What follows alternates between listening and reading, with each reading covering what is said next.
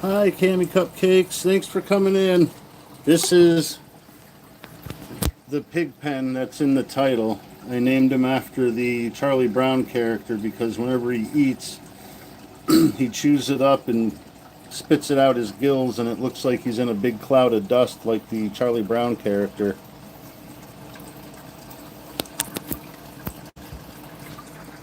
And I will return the mod favor also.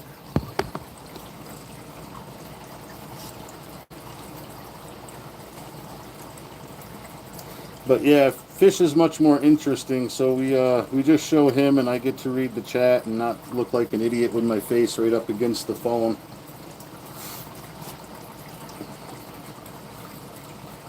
But I have him in here. Here's the whole tank. Got plants to help keep the water clean. The skull, I tell people it's the last guy that sat here waiting for this fish to give a shit about him. He's such a judgmental little prick.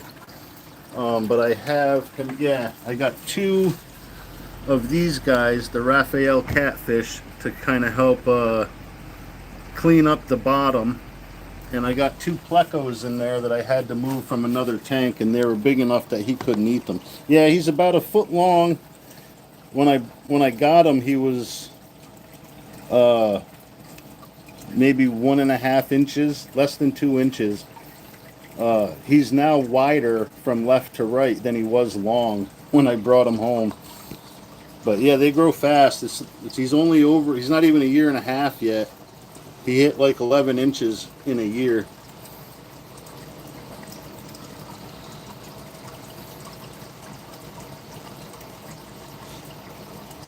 And I also have another small tank down here with a bunch of smaller fish. But there's one of the little Cory catfish. Some of them, oh, there's the frog. I don't know how well you can see him right there. That little brown blob is a frog. Yeah, he has an attitude. He's an Oscar cichlid, and they're known for like a big personality. And he's definitely got one. He's a manipulative fish. Like, he's got me wrapped right around his little fin.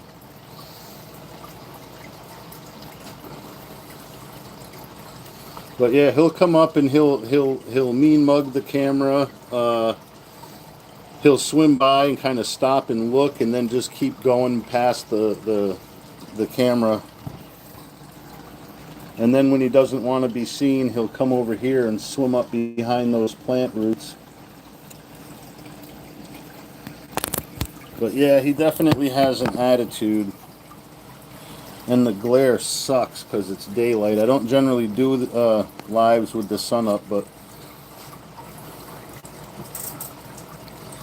yeah, eventually he'll come over and start looking at the camera and just being a jerk. He might want some more food. Yep, here he comes. I hold up the food bag and he comes right to the front of the glass.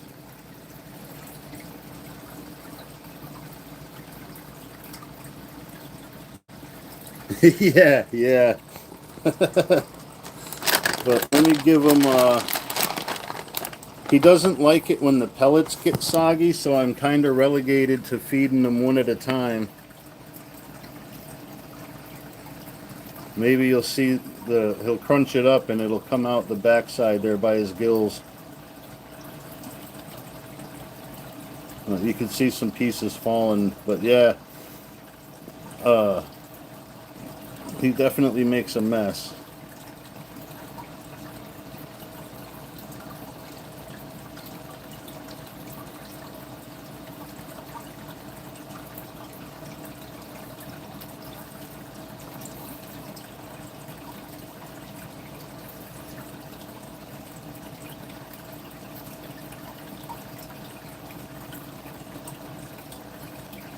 One at a time.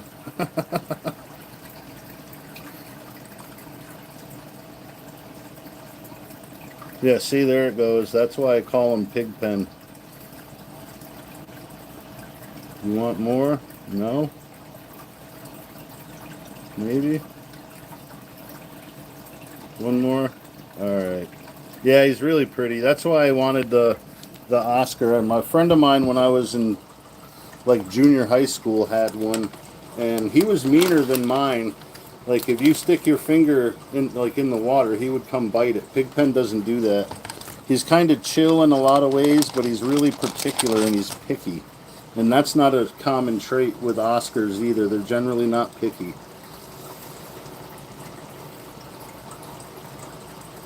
But he's a very picky eater lately.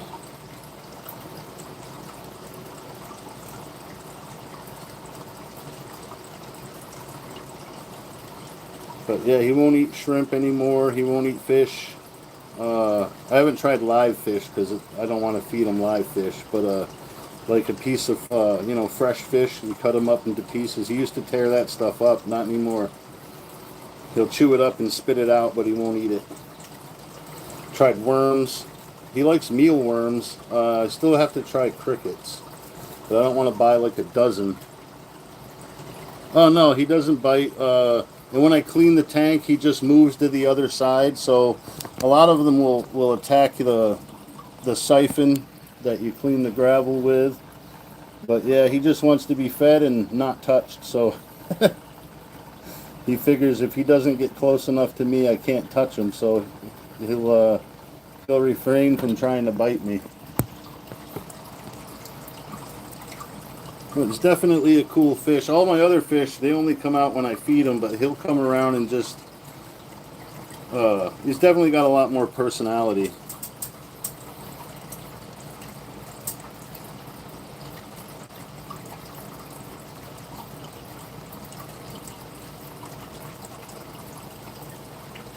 But a couple weeks ago, I tore down another tank that I had just for making shit easier. And I put the driftwood in here, this piece of wood in here. That rock came from there. That little plant stuck to that rock came from there. And that little one back there came from there. But he wasn't very happy with the redecoration. He's kind of a creature of habit. So he gets moody when things change. But the catfish really seem to like the logs, so, and the plecos need it, as they end up eating like the softer wood that gets, kind of rotted. But yeah, he came around. It took him 2 days, but then he was back to his normal self.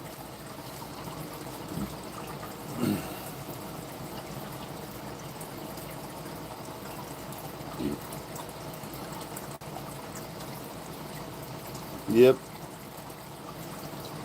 Well, that's what the catfish like.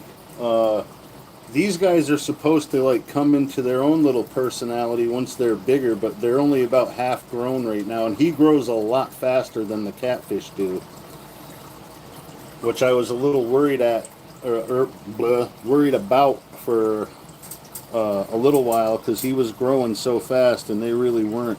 Well, thank you. I appreciate that. Pigpen appreciates it too. He won't tell you or let you know, but he does.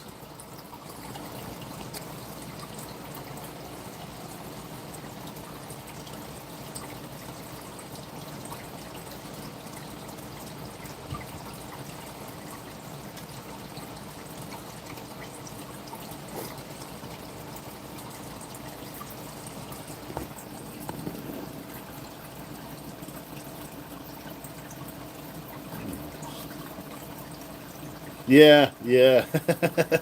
He does, and he looks like he's judging me and everyone that's watching him too.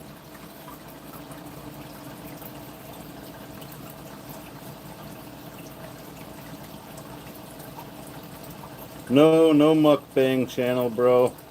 Especially not with him. It'd be like eating my dog. I couldn't do that. But Solo Voldo, I appreciate you coming in. That's Pigpen, star of the show, the full personality.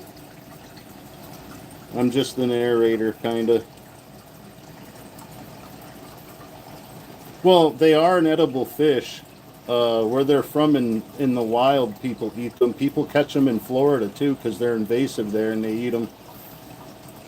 I mean, tilapia is a cichlid. He's a cichlid.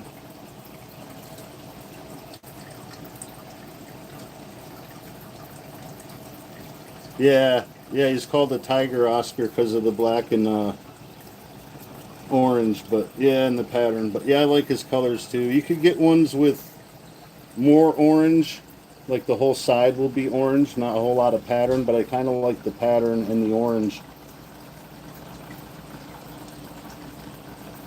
Wish the glare was less, but man, I gotta clean the glass again. Son of a bitch. But yeah, I have the fewest fish in this tank, and I gotta fucking clean it most often. Of course, they're bigger fish, but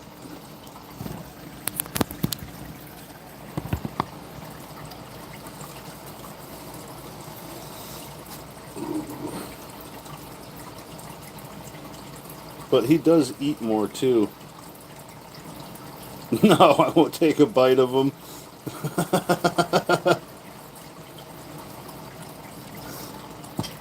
Everyone else that subscribed would fucking be pissed off at me. Like, literally, when I see people that are subbed to my channel in other chats, they don't ask how I'm doing until after they ask fish is.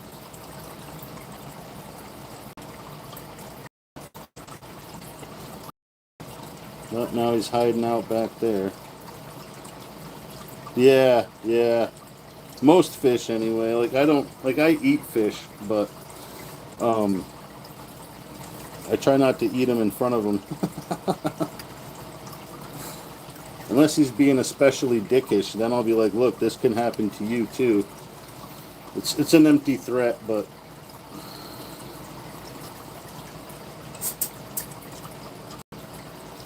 my cat used to look at the lizard and the snakes, and I would tell him, if you ever get the snake, I could always get a bigger fucking kind of snake. Like, I'll get a boa or a Burmese python. That also is an empty threat, but he just liked looking at them. He likes to look at the fish in the 40-gallon down here. He'll sit up on this step stool and just, he'll get a drink and he'll watch the fish. It's kind of dark. I got to get another light on there, or thin the plants, which that's probably the best option. But there's a bunch of fish in this one, a bunch of different kinds. The fucking gourami probably just split. Yeah, he don't like hanging around neither one of them. There's a couple of neon tetras right there, Corridora. There's another Cory in the corner. But yeah, they kind of don't, they're not as willing to be on camera as this guy.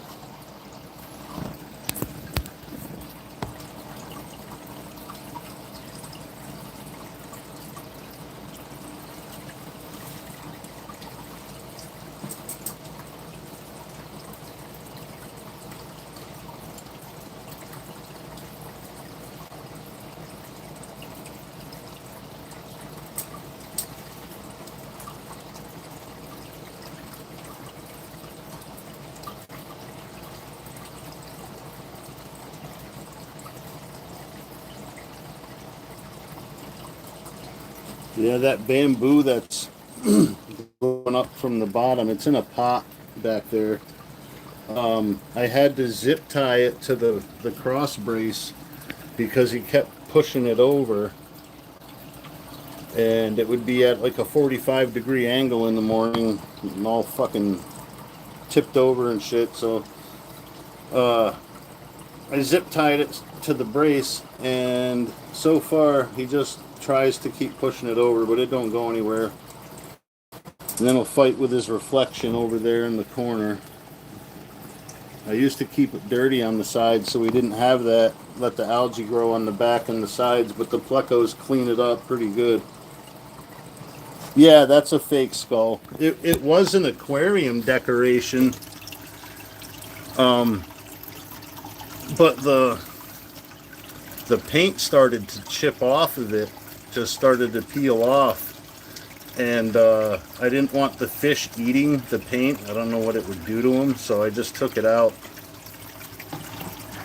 it did look cool in there with the fish swimming in and out of the eyeballs and stuff, but yeah, it the paint doesn't want to stay, so oh yeah, yeah. I've had like I've had a woodchuck skull, a full woodchuck skull, but never any human skulls, not any real ones anyway.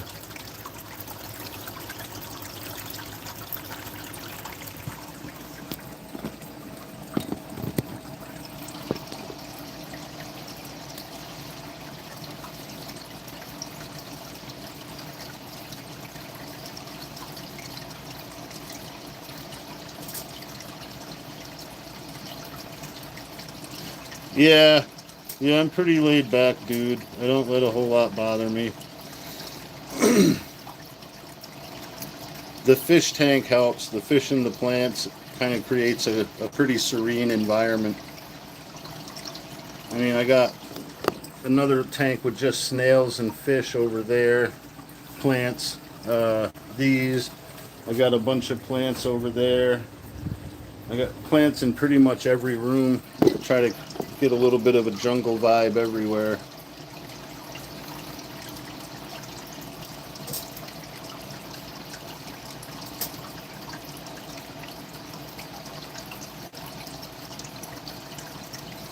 Yeah, my username kind of throws people off sometimes. But the hello fuckers started at work. Worked on a big construction crew, and I couldn't remember everybody's name while I was still working on my first cup of coffee when I got there. So they're all like, hey Mike, good morning Mike. And I'm like, hey, good morning fuckers, or hello fuckers. And then I started entering chats like that. Kind of lets me know who's got a sense of humor and who doesn't.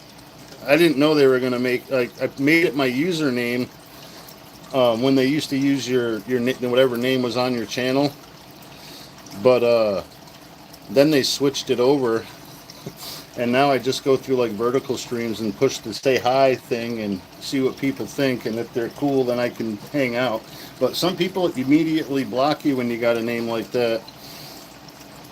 But it works both ways for me, so if they block me, they're probably dickheads anyway.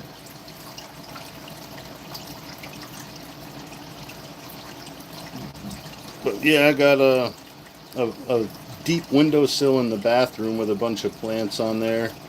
Um, there's a bunch in the living room, some in the kitchen, the hallway.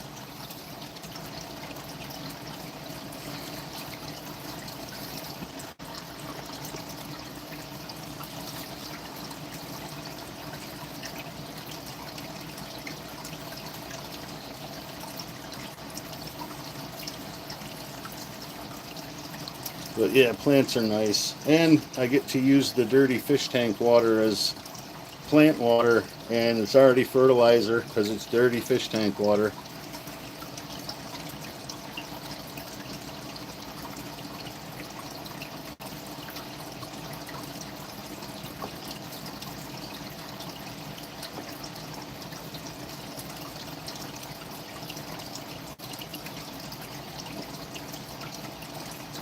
And the plants really like it. I mean, these have been growing in water since they were just cuttings.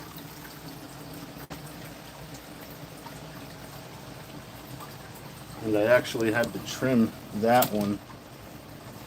I don't remember what happened to it, but they like to be in water.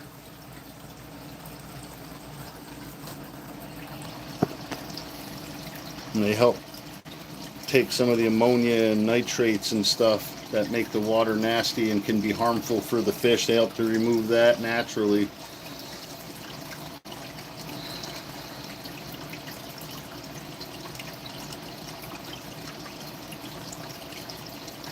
But yeah, this guy, it's kind of hard to, like these plants here, you could tie them like to a rock and eventually they'll root and hold on to the rock themselves. But I tied them to artificial plant weights. So if he wants, because he'll tear it up. If it can't be moved, he'll tear it up. So these are pretty tough. So if he grabs it, it's just on a weight. So I can move it back. He can, thrash it around a little bit. Oh, well, I appreciate it. Have fun. Have a good rest of your day, Cammy.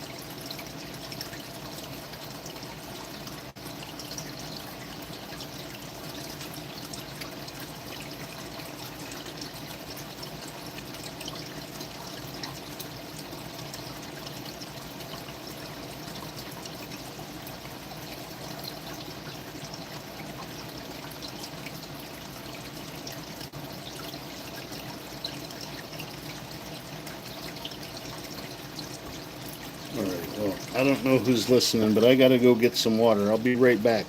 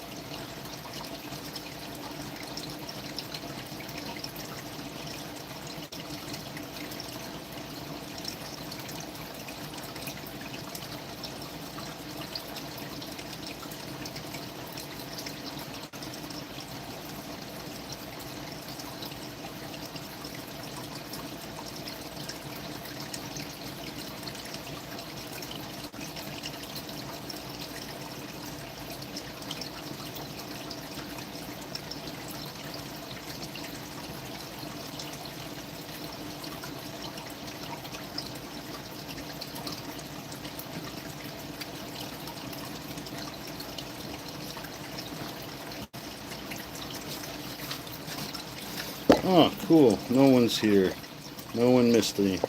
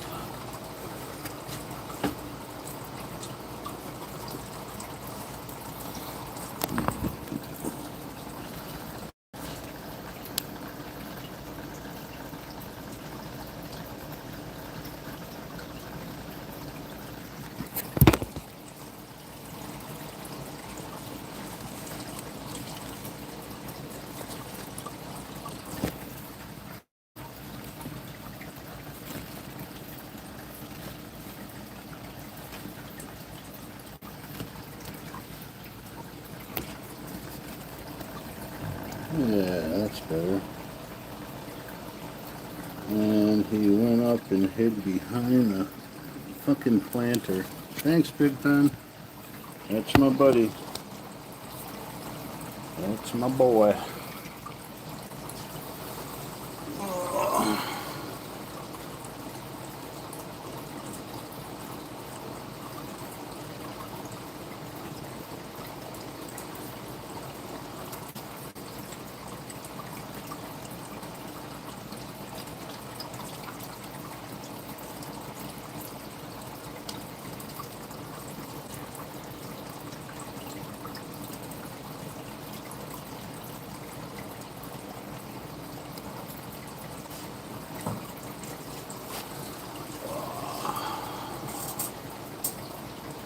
Just me and you, Pigpen. You can come out. Nobody's watching you, just me.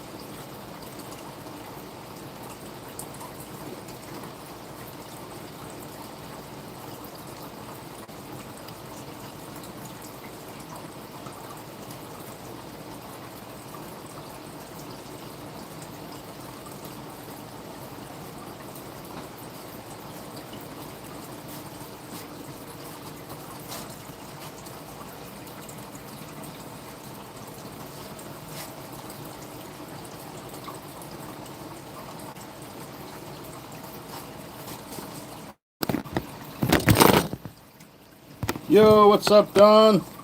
Just trying to get this fucking smudge off the glass.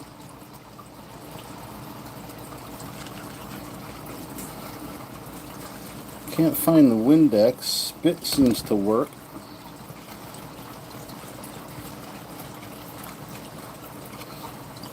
Not much, man. Got kind of fucking bored hanging around. Carly said I should go live last night at some time. I said, well, today would be a good day. Yeah, I usually got the vinegar and water, but I didn't want to run downstairs. There was some up here, but I don't know what the fuck happened to it. But yeah, the vinegar, no streaks, it's nice. And I don't have to worry about it getting in the water like the shit in the regular Windex.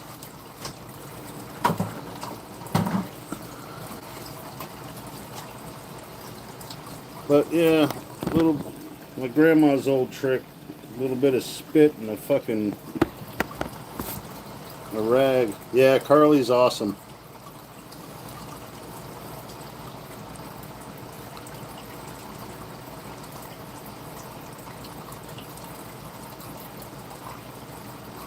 You gotta love Carly, man. And if you don't, then there's something seriously fucking wrong with you.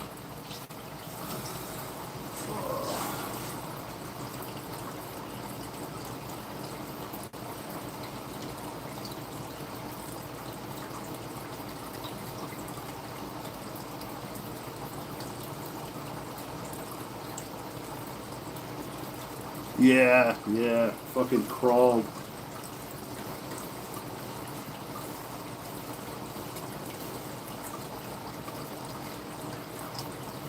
I much prefer the faster moving weeks.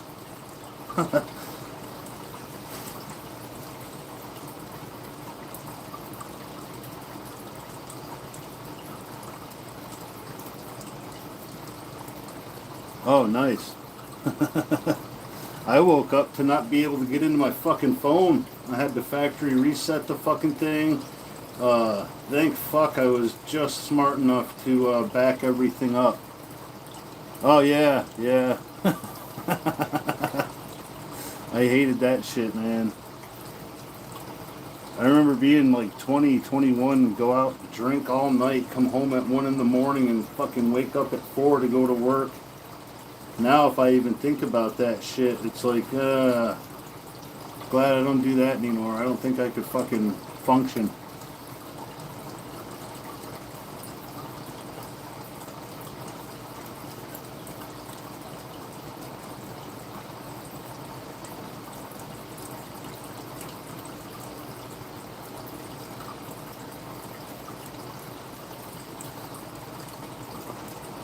Yeah, I was actually surprised you stayed on for like a whole other hour.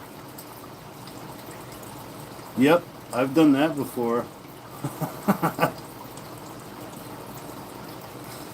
Yep.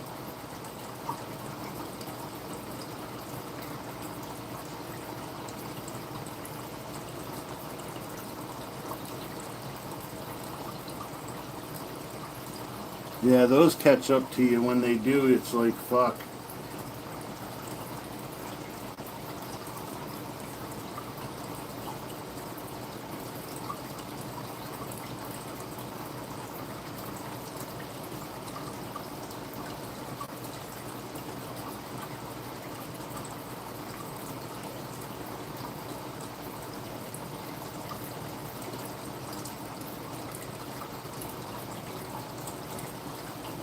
I remember back in my fucking younger cocaine fueled days being up for like 3 or 4 fucking days straight, just about uh just reloading on the fucking substances and keep pushing through. But we had a lot of jobs. We were working like 7 hour days during the day, and then we'd knock off for a couple hours and then go do a night job like a fucking mall, like tiling a mall fountain. Fucking epoxy grout. What a fucking nightmare that shit used to be.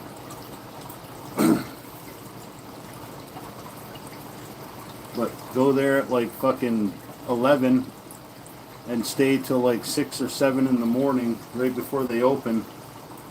But they had a guy that was doing them, and he ended up having a fucking heart attack. So the showroom that got the job and hired that guy to do it called us up, and I'm like, that feels like bad juju, bro. Last motherfucker working this job died. I don't know if we should do it. We had a couple of jobs like that, though. It's just got an ominous feel to it, you know?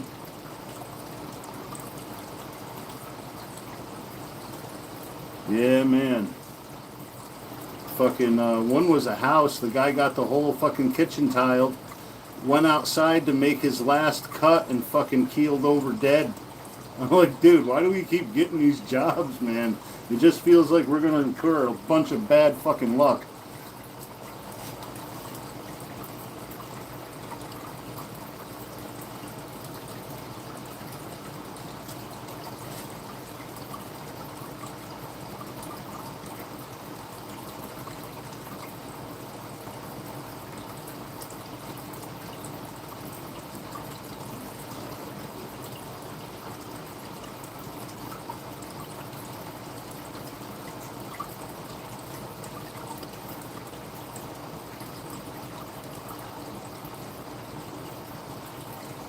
Yeah, yeah. Well, I mean, he was an old dude. Where I lived was like, I was right on the border of Massachusetts and Connecticut, and there weren't a lot of decent tile guys that were younger, and so they'd hire the old dudes that really paid attention to detail and shit.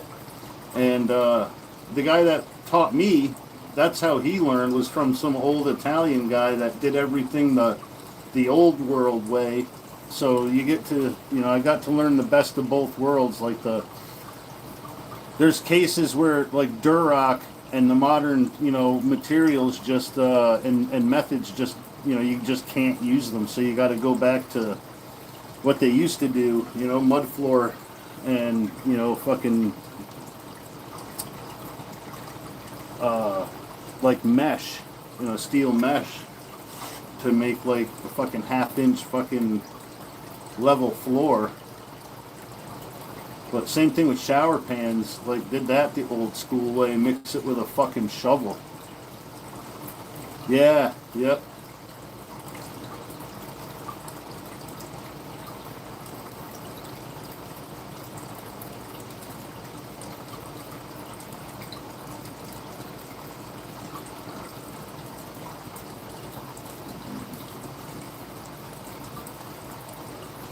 Tell you, when you got to do a job the old-fashioned way, the next one where everything is more modern, you know, the prep materials, the setting materials, it's much fucking easier. You have a greater appreciation for how much easier we got it now. But we did a dry pack floor, fucking 1,100 square feet, 3 inches thick, over top of fucking forced water, radiant heat. Hi, Erica. Giving your mom a mod.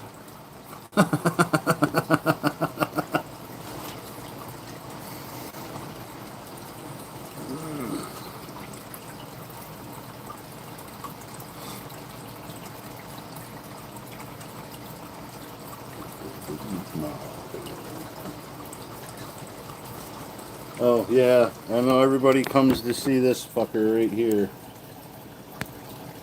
Somebody came in earlier and asked me if it was a mukbang channel. I'm like, fuck no. He's like, well, could you take a bite? I'm like, I ain't fucking biting my fish.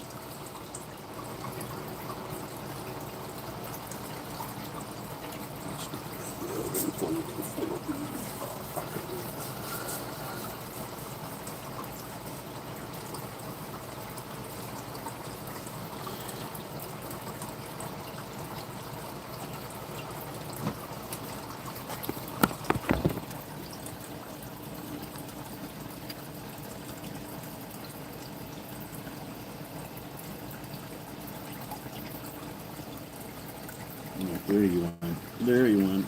Right in fucking plain sight.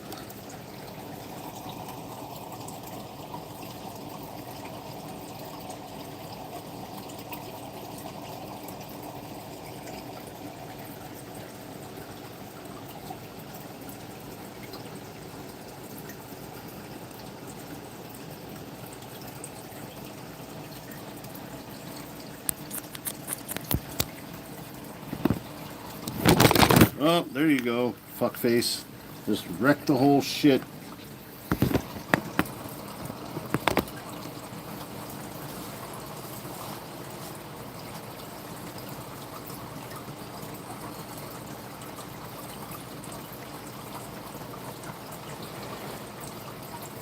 Yeah, Debbie Suter is Erica's mom's channel. Her phone's kind of down for a few days, so she's using her mom's account. Her mom just got a notification that said, "Hello, fuckers, trust you to be a moderator in his streams."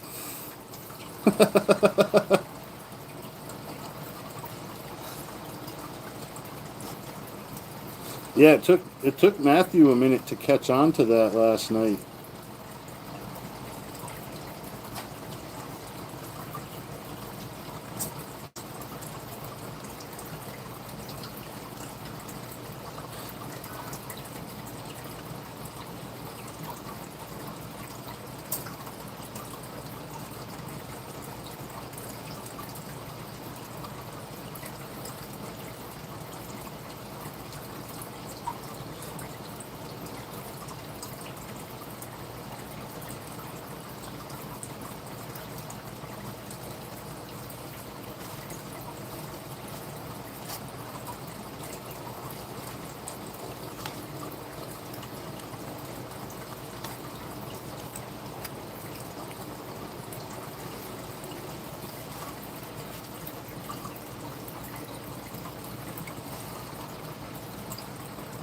Yeah.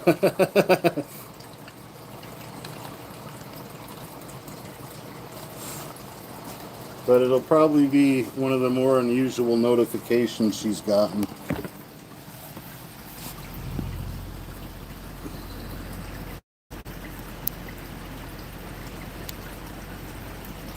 I was looking for this fucker the other day, and he was up in that plastic piece right there. It's like a U, and he was wedged in between the two sides. I didn't fucking see him.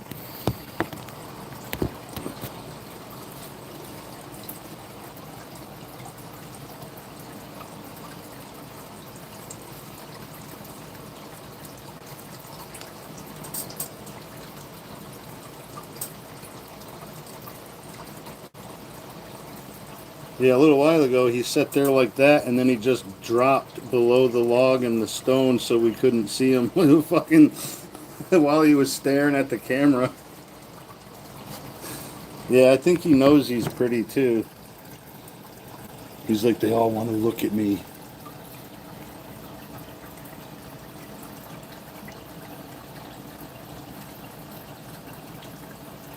If there's a pellet there, buddy, you know it's soggy, and you know you're not gonna eat it. Let me see what I can see. Ah, cool, there's nothing there.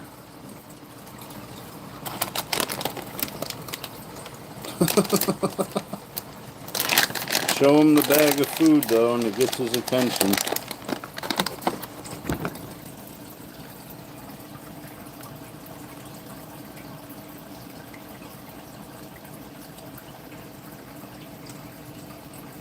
He's always happiest when he's eating.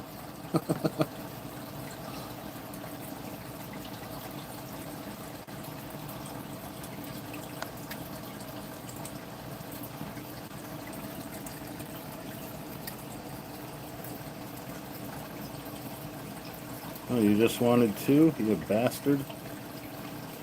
Figures. Now let me get that thing the fuck out of there before it gets all soggy.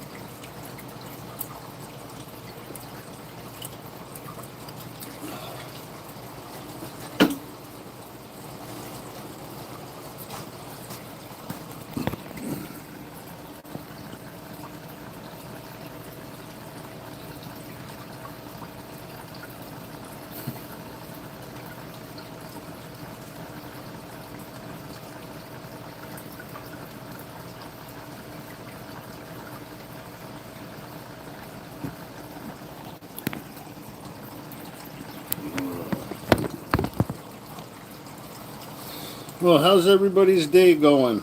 Mine started off shit and got better.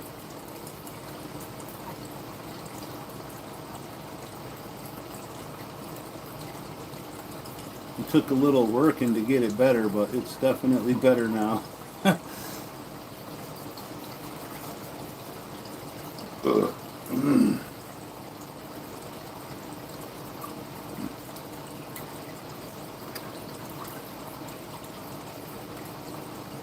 Oh, fuck. Getting old ain't for wussies.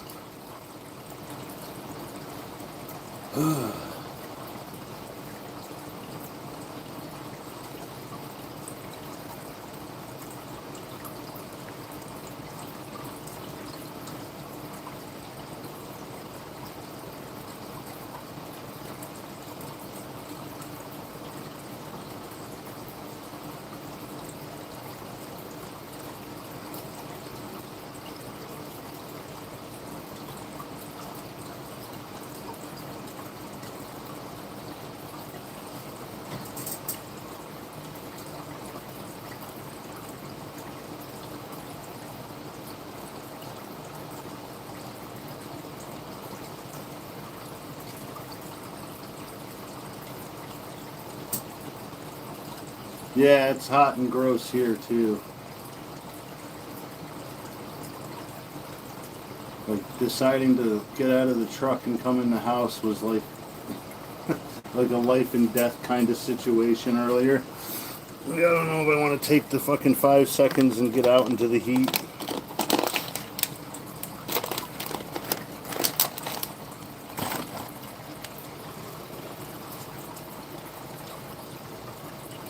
Oh, god damn it.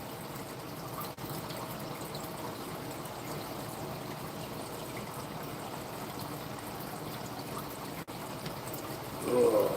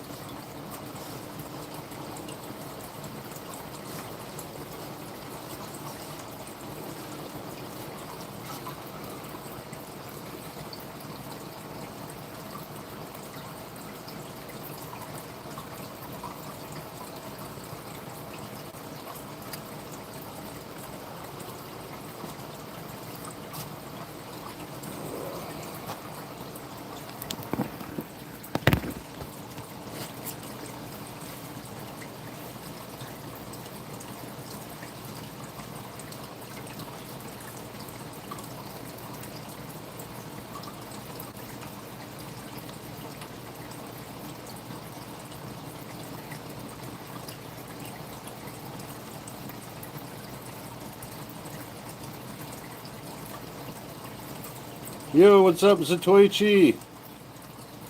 How are you doing, bud?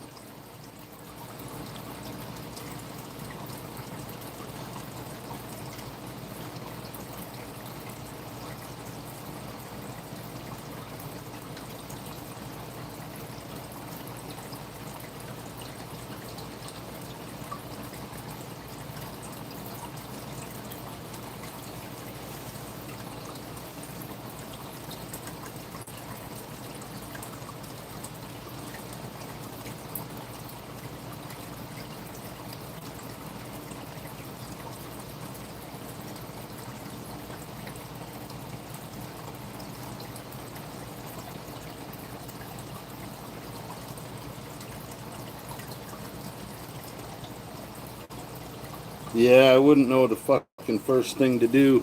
I don't fuck around with shit like that too much.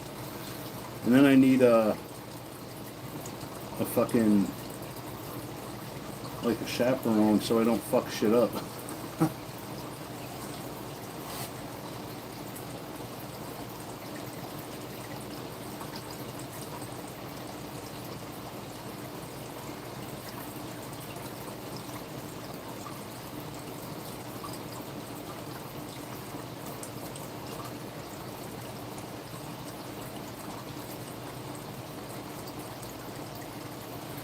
Yeah, in this day and age, being without a phone is like fucking losing an arm. Just don't feel natural.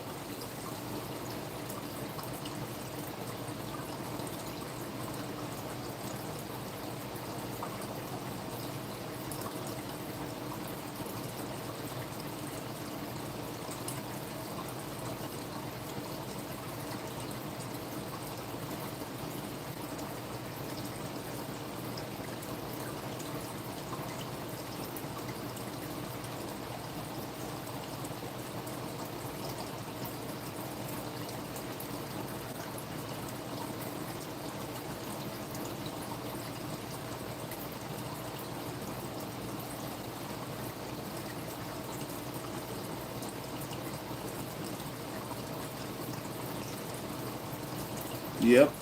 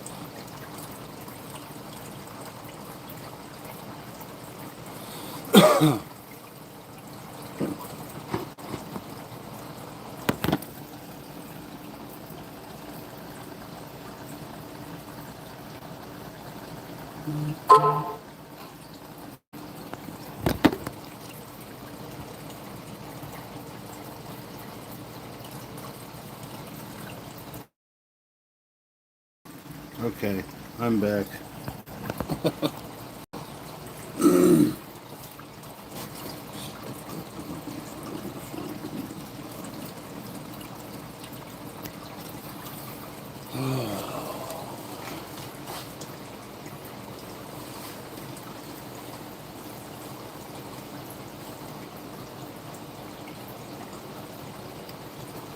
Matthew just messaged that he's home. I told him I was live if he wanted to come in.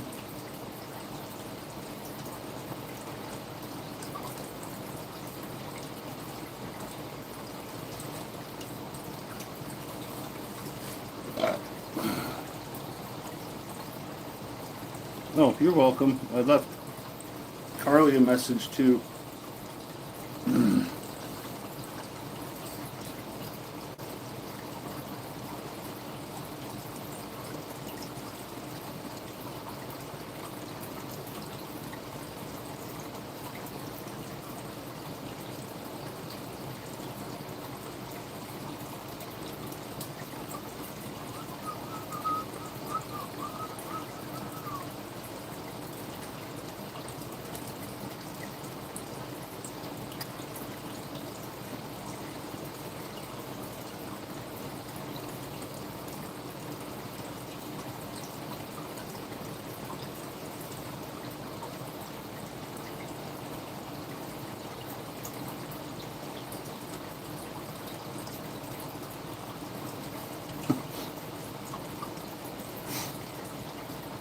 It's funny how he stops and just looks at the camera before he keeps going.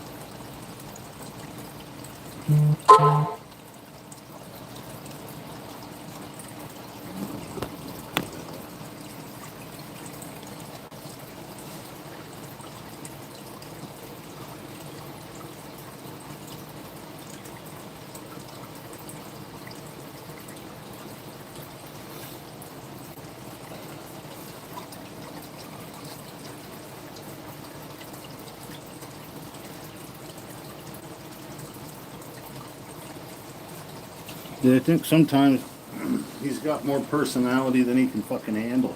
Or I can handle.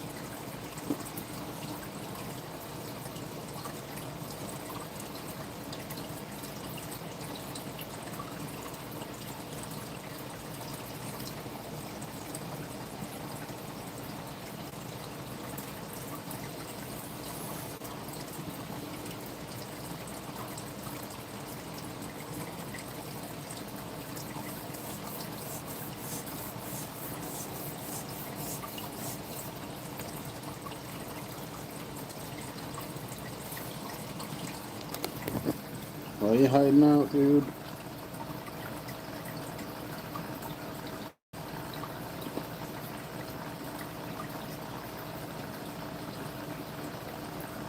Just being asocial, showing your introvert side.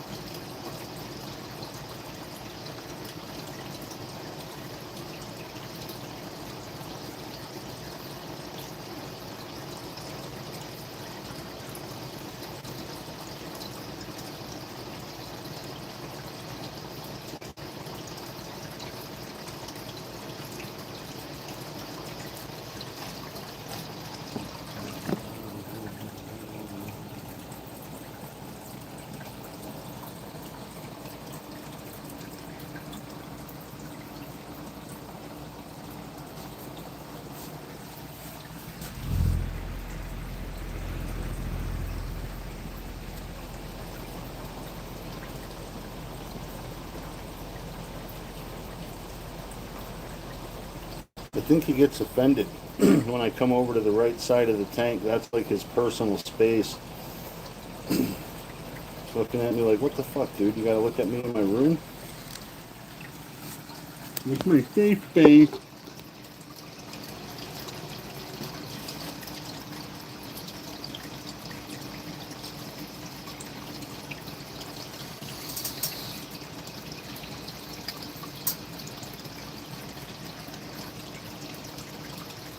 I just noticed how much like a skull that little piece of wood back there looks. Looks like half a skull embedded in the wood. Yeah, he's thick. That's why I tried to do the overhead.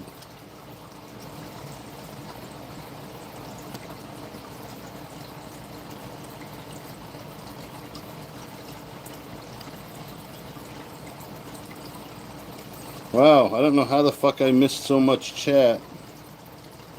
Yeah, I think the Wi-Fi kicked off.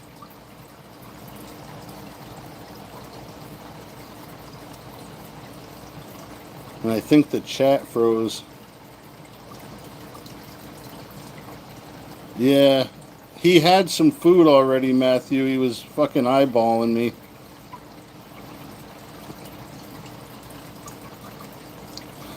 Yeah, he's probably not, but I can try, Matthew.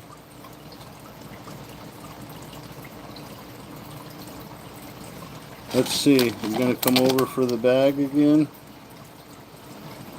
All right, Matthew. He might eat one. Yeah, the Wi-Fi likes to fucking kick off randomly. There he goes, Matthew. Nope. Oh, yep.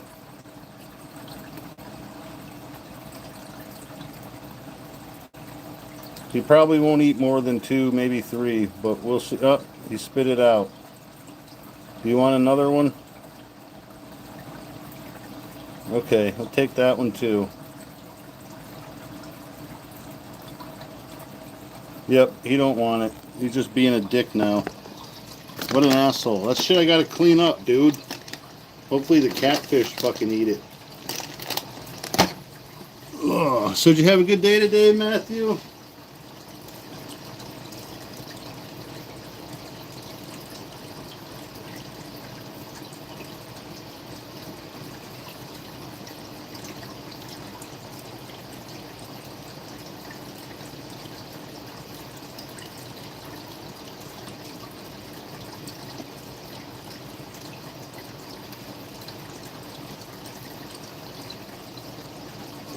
Shit balls.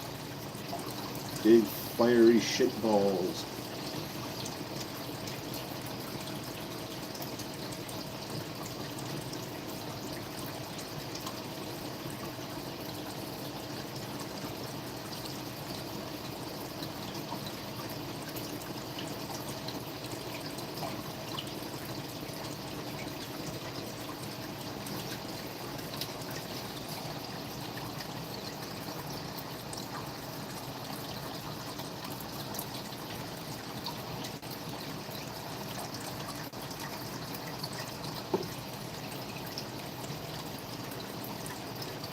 Oh, that sounds good.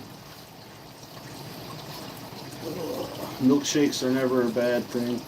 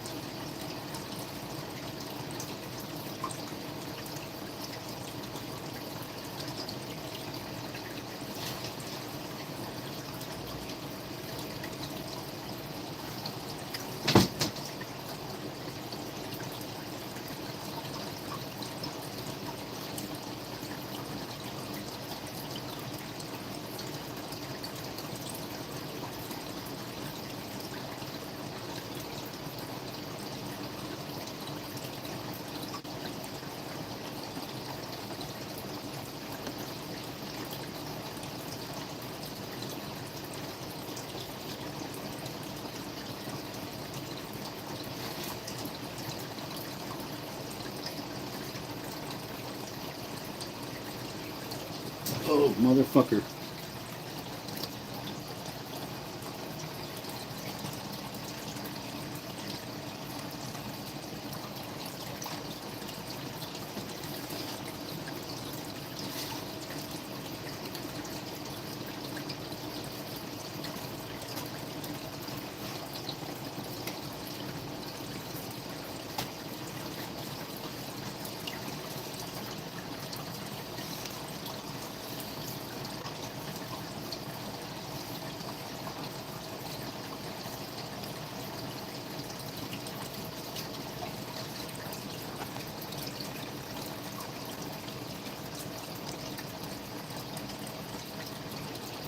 Oh, yeah. Hell yeah. Hey, Vivi. Yeah, let me get the camera on your boy. Yeah, he's taken to going up and hiding up behind the planter that I built.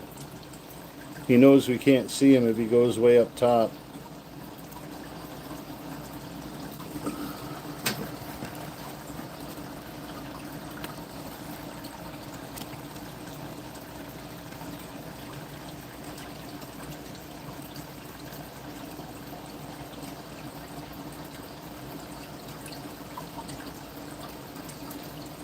Yep, everybody loves BB. Everybody loves Pigpen. Everybody loves Matthew.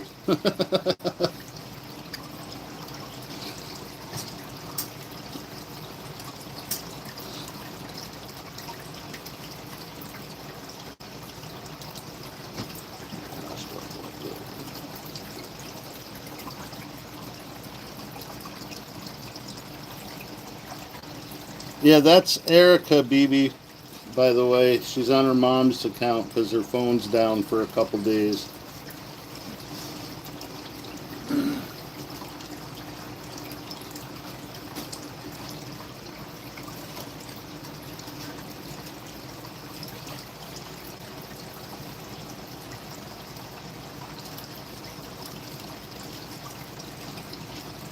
Yeah, I know you guys love me. Pigpen's just the icing on the cake.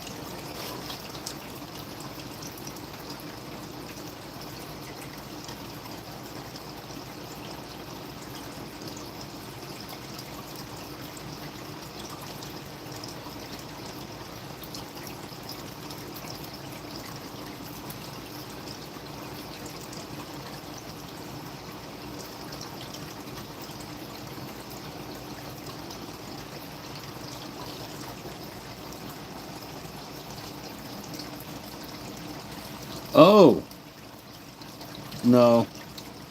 I think that's just a. I think that's just a plant. But I thought I saw that worm that no one ate the other day. I think it's a plant though.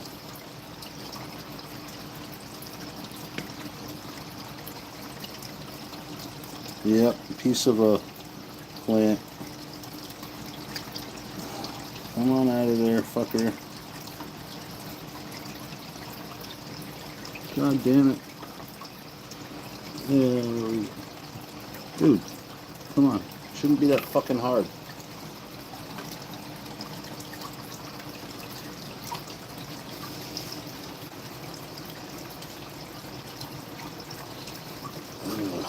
Glad that wasn't a partially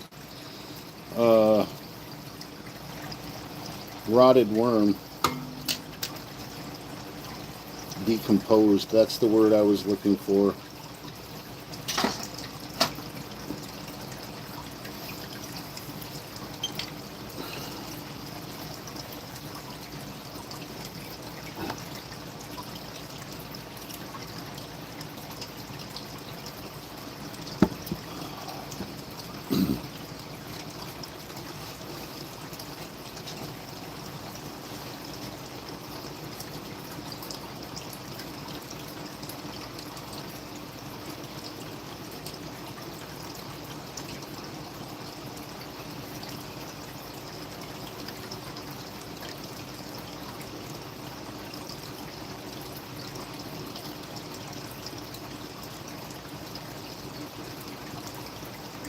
Oh! Let me take care of that too, Matthew.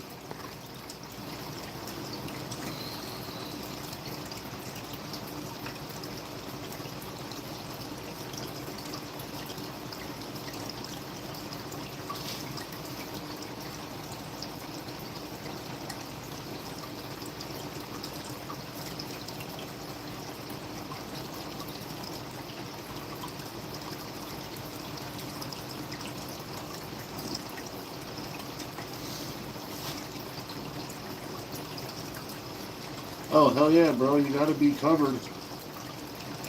It's a lot easier to sub to people if you got a mod. If you're not subbed to everybody else already, you probably are. But, yeah, it just makes everything easier and it covers your ass. Nobody can fuck with you. Oh, you're starting to fuck shit up over there. That's why you get pieces of plant stuck everywhere, fish.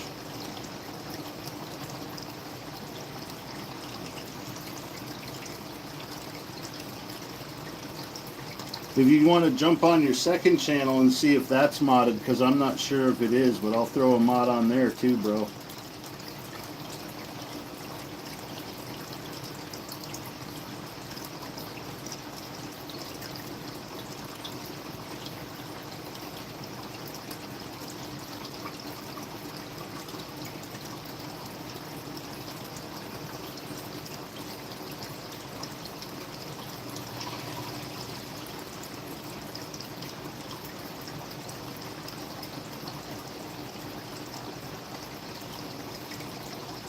Oh, you already are subbed. Awesome.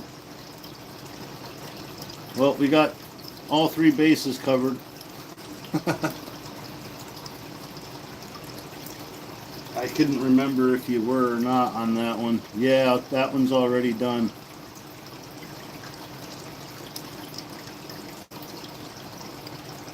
Yeah, yep. Got them all now. Now it don't matter what you come in on, which account.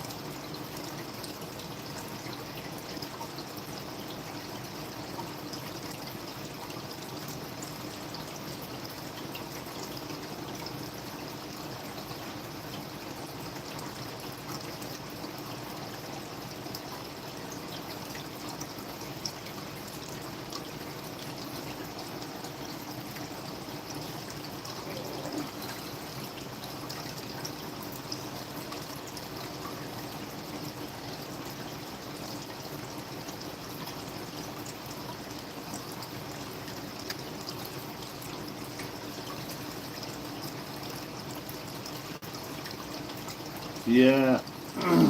You should, have you posted the link to that on your first channel's community page? That's the one you got the most subs on, right?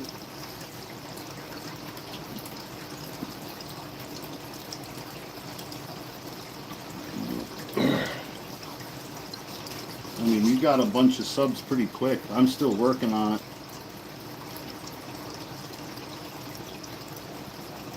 Try that. Maybe, you know, your subs on there will, sub to the other two channels too.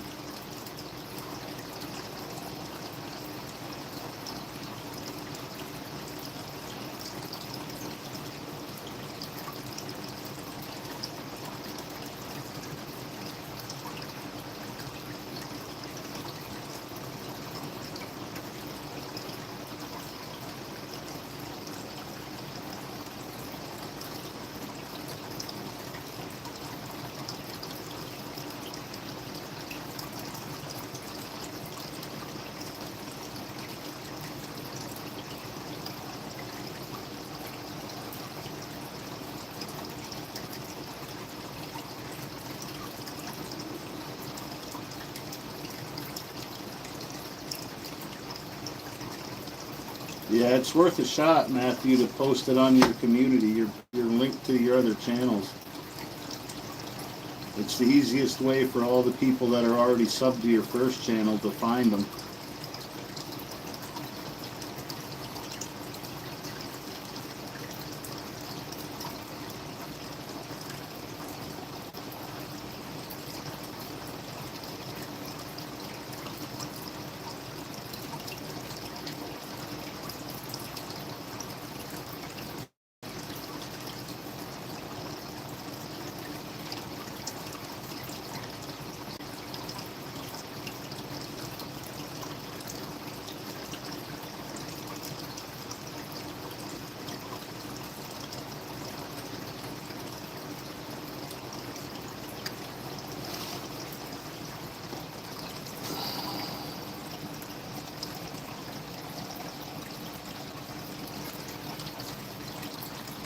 I definitely got to put one of those wave makers in here. Hope it helps keep everything sucked up into the filter instead of collecting on the floor. But he does tear out. You can see where some of the roots are dark brown, like that, and then it goes and it fades to a skinny little white root. Well, that used to all be brown, but he's ripping that shit off and just spitting it out all over the fucking place.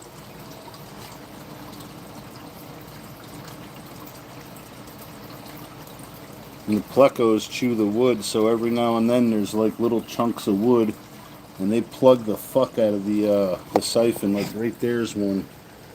That brown piece right there. Or, yeah, that fucking shit. Yeah, well, he has to vent his frustration somehow, BB.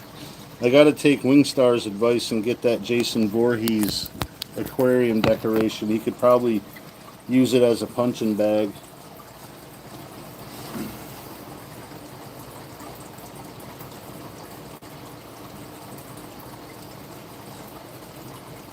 Plus, it would look cool in there.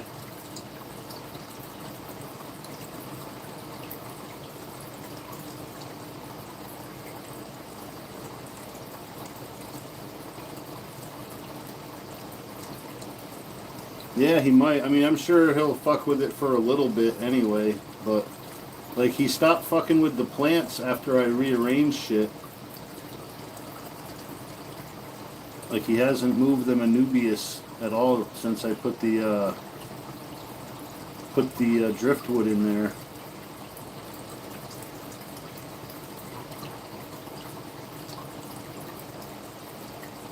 Yeah, it would look cool. I mean, it's all natural decorations in there except for the flower pot and the couple of artificial plant weights that I put on there. Yeah, them two things are getting pretty big. It looks like they're getting some gunk on them. I might want to get a cloth in there and wipe them off. Or the piece of filter sponge that I use to scrub the glass.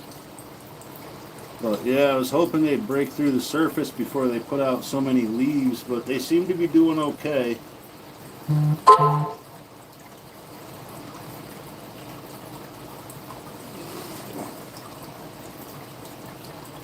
But I think them two growth points happened because he was trying to fucking tip it over after I tied it up. I know sometimes that species, if you make a little scrape or a cut, it'll start putting another growth point out.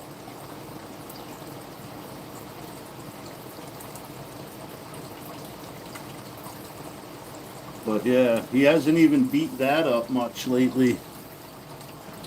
But like, you can see that little brown spot on the stem there. Like, where the hell's my finger? Like, right there. But that's where he was biting it and trying. You can see another one on that, on the one next to it. But he was biting it and trying to fucking tip it over or kill it. But it didn't go anywhere, so he stopped trying.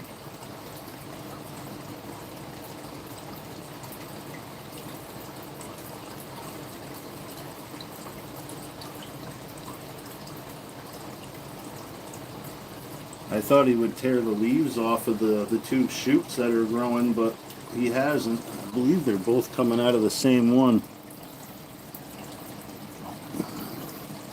I don't know. The one on the right looks like it might be coming right out of the... No, it's the bottom of the other one. They both grow in one. Yeah, lots of stuff makes him angry. But he don't take it out on me, so I appreciate that. A lot of Oscars bite you. I think it's probably because he's by himself. If he had another Oscar to play off of. Yeah, he definitely is. And I think he knows it. I'm pretty fucking sure he knows it. He's looking at me now like, yeah, that's why people come here, because I'm a pretty boy. He's like, watch. Carly, welcome in.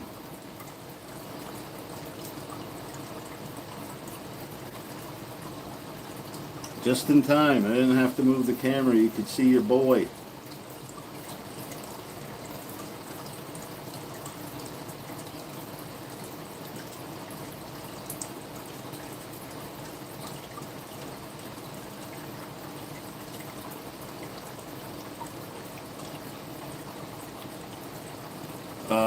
Yeah. Dad is a tough bastard. I know that.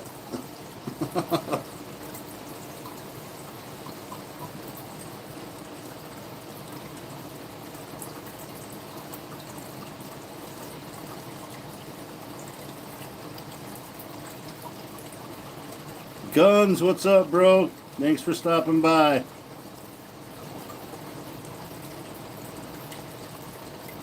Carly mentioned I should do a live soon, and I figured today would be soon enough. She mentioned it last night.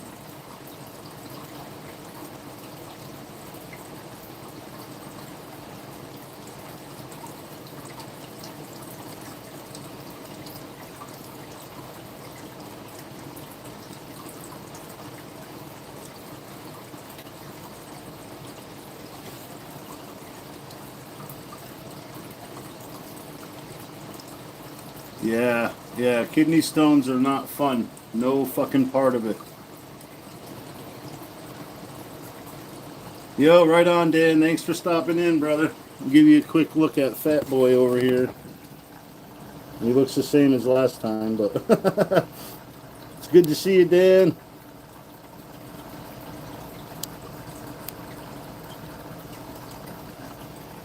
Yeah, I know what it feels like the day after having them fucking blasted, dude. No bueno.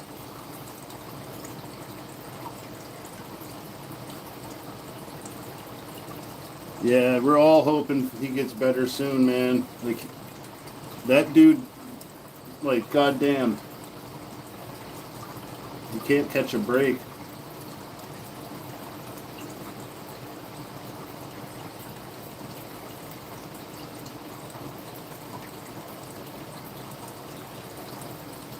But I have first-hand experience with that shit. I had to have mine blasted twice, and I didn't want to wait for the non-invasive machine to make its way back because it traveled around to different hospitals in the area. So like once a month, it was at the hospital close to me.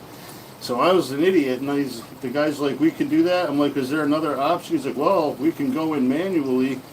No thought about what that fucking meant. Didn't ask them. Didn't ask the necessary questions. Uh, yeah, that was unpleasant. Even more so than the non-invasive fucking one. Fuck's sake, man. And then come, the piss and sand. That's never fucking fun either.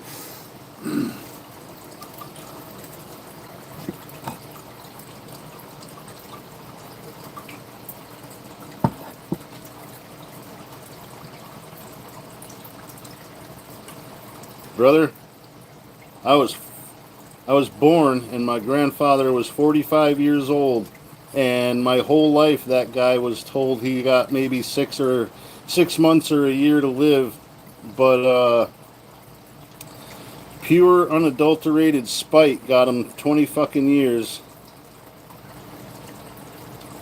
But yeah, cancer is a motherfucker, man. He beat lung cancer after having a good chunk of one lung taken out, and then he had another chunk taken out of the other lung. Lived with emphysema for fucking 20, 25 years. But when he died, he was 65, and I worked with a guy that was 83 that was in far better shape and he looked 65, and my grandpa looked 80 fucking 3. But Pop lived a hard life of a working man and a serious fucking alcoholic.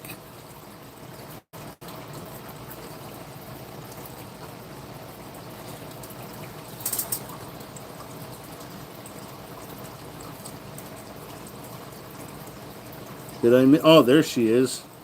Sorry, Skate. I didn't see you. I will next time, though.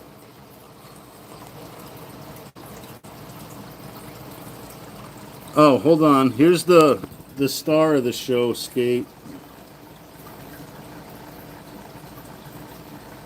That's my boy Pigpen. Well, it's everybody's boy Pigpen.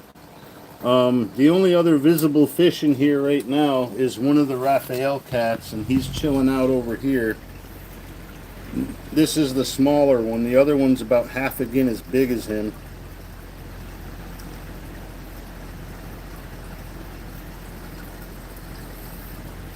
The big one hides out over here. I don't know if you could fucking... Yeah, you could see the stripe under the rock there. And there's two plecos in here, but they remain hidden. I could see one, but he blends in with the rock so well he doesn't pick up on camera. And then I've got this tank down here. Hey, there's one of the gouramis. His glass is dirty as fuck. But the gouramis don't like to hang out too long.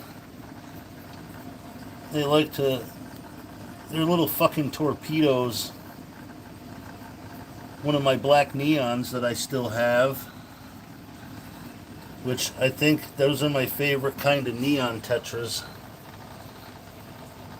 There's a red there. The sunlight coming in don't fucking help, but... Yeah.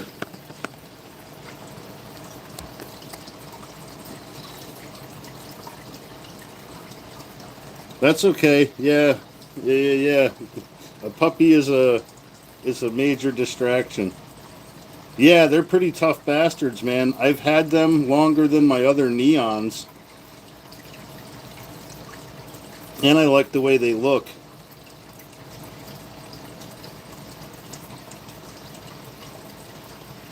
I mean, the regular neons are nice, and the cardinal tetras are, I think they call them. They got more red, or the red and blue is reversed. Those are nice, but I love the black neons. They just look good. Oh, yeah. Yeah. I got like 8 coolie loaches in there too, but I don't ever see them until right at... Oh, I see them right after I turn the lights on. I got 5 fish in here. There was just... Well, I had three Raphael cats, but one of them died. He was really bloated. I don't know if he ate a bunch of gravel or something. But I got the 2 Raphael cats, the 2 plecos, and that big bastard right there. And then in the tank below it, I got 2 blue gouramis, or 3-spot gouramis, whatever you want to call them. I got maybe a dozen small, like, ditherfish between the neon tetras and the black neon, and I got a couple of zebra danios in there too, which they're pretty resilient fish too. I got probably 7 corridors, maybe 9. I can't ever get them all together in one spot to count them. I got 2 clown plecos and the coolie loaches in there.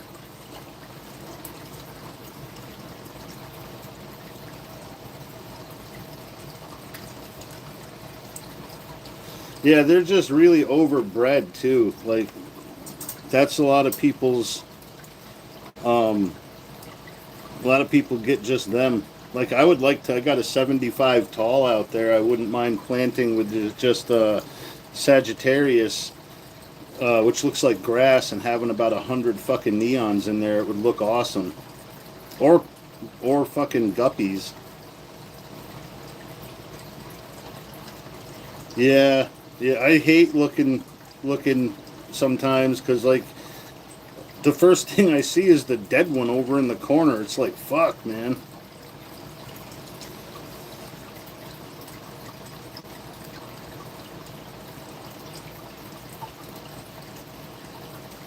That's a common thing among us, BB. I do it all the time.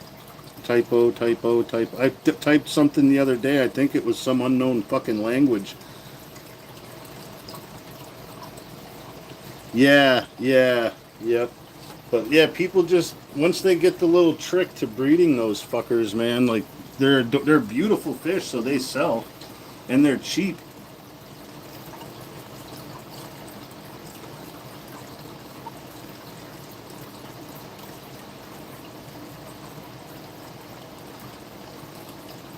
Yeah, yeah.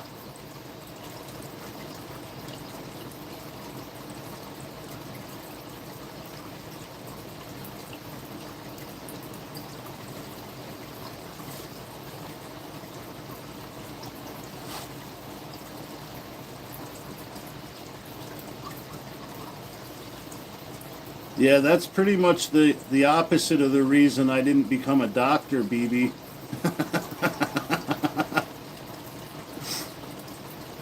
Not that I ever had the grades or anything, but I would be very apathetic to the plight of most people that came into the fucking office.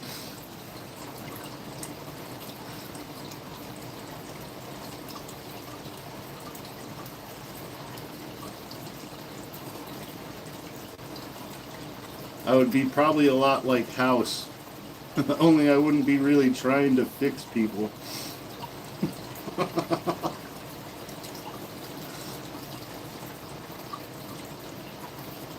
Too honest to go into the clergy. I don't like people enough to be a doctor.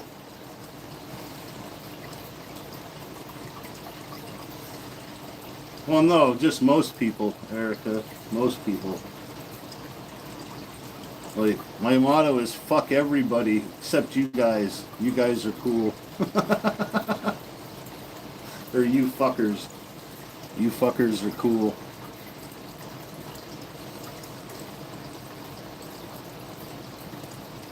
Like, I would help kids, you know what I mean? Maybe some, like, older people, but yeah.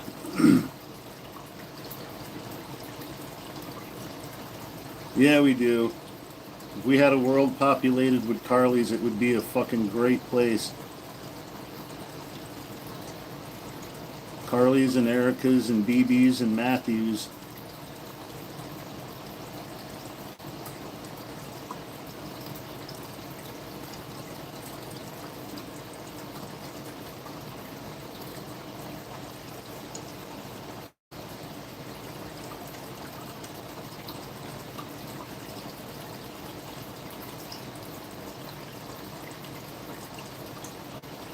I think there's enough mics.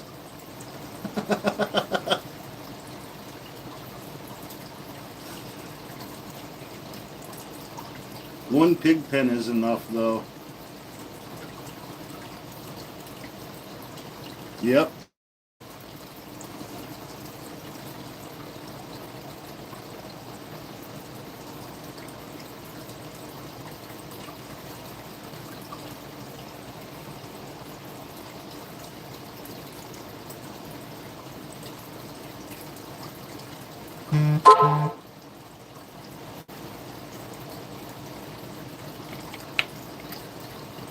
Dude, don't fucking bite the air stone. What's wrong with you? You need anger management, Pigpen. Fuck's sake. Oh, yep. Don't swim around like you're a badass. You are the baddest fish in the tank. Until you meet your fucking reflection.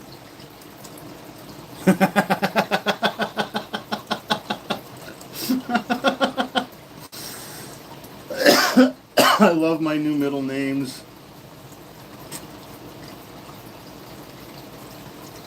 Yeah, he definitely needs therapy.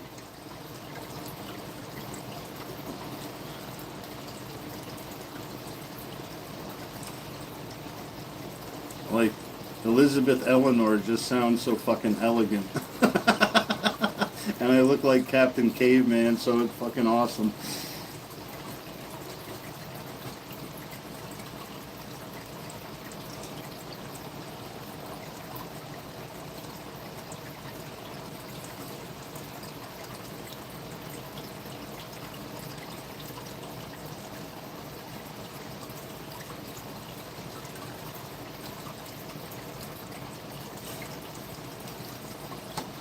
You don't have to get her, she'll jump in. She doesn't need any fucking any like call or text or hoot or holler. She got the same radar system you do.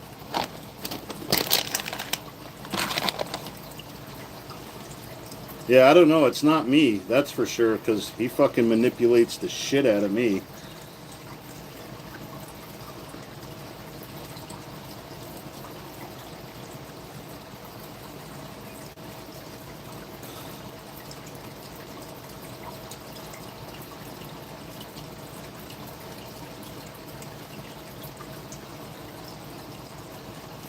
I think both of those gouramis are males because they don't stop. I mean, they don't stop chasing each other. I'm not sure, but if they keep that shit up, I might try to see how one would do in here. I'd have to move that log that's in there, the fake fucking betta log that no longer floats.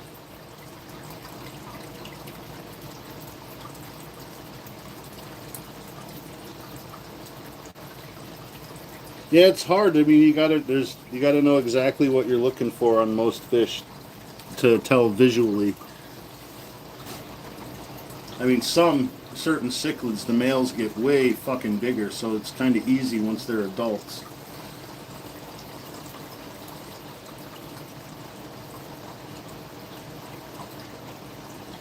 I should be on for probably another half hour or so, BB. Maybe longer. I don't know. It depends on how long people hang out. Way up, dude. What's up, brother? Yeah, you always got my blessings, dude.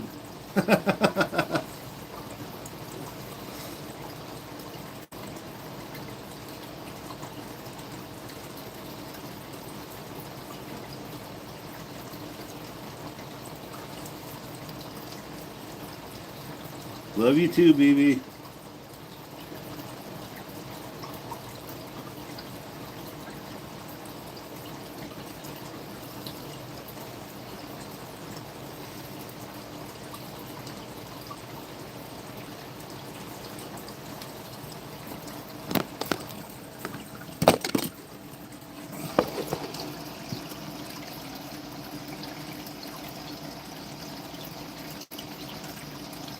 Yeah, yeah, he does. He's like, look at me. I'm fucking beautiful.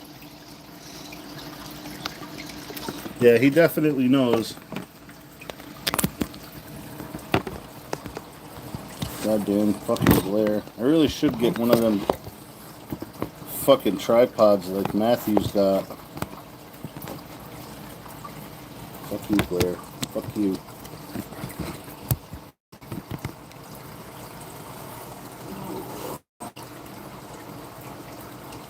I had a dog that loved water, but he did not love it coming out of the hose. The sound of it coming out of the hose freaked him out. He'd get in the bath, he'd jump right in the bathtub. He didn't mind the water coming out of the bathtub. But the hose, he did not like the sound of the fucking water spraying out of the hose. He'd go swimming in the creek was a spring-fed mountain creek, and he would swim in that ditch in February. Like coming home, he got icicles forming underneath him because the water's dripping off and freezing. But yeah, way up said hi, Pigpen. Yeah, yeah.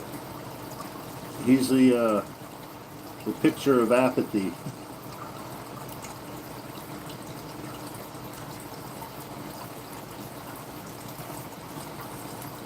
Yeah, he was a funny fucking dog. He used to sleep in the tub. Like he would go in the bathroom if the door was open and lay in the tub in the summertime. It's just cooler. That porcelain stays pretty cool.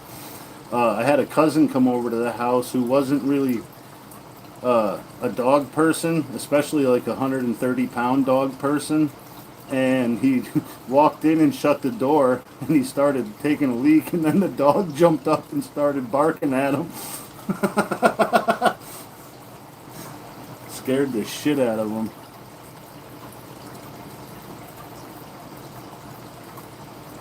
Yeah, that's good. That's a good threat. But Bud loved it. Like he loved the bath. I had a Cocker Spaniel American Eskimo mix named Midget. She looked like a dwarf black and white Newfoundland. Uh, no shit. Yep. But she hated the bath, and you had to make sure she was dry. before she got outside, and you had to keep her from getting outside because as soon as she went outside, she'd run under a car and roll around in the fucking dust where you couldn't, get her quick, and then she would be a brown and black dog. Oh, no shit.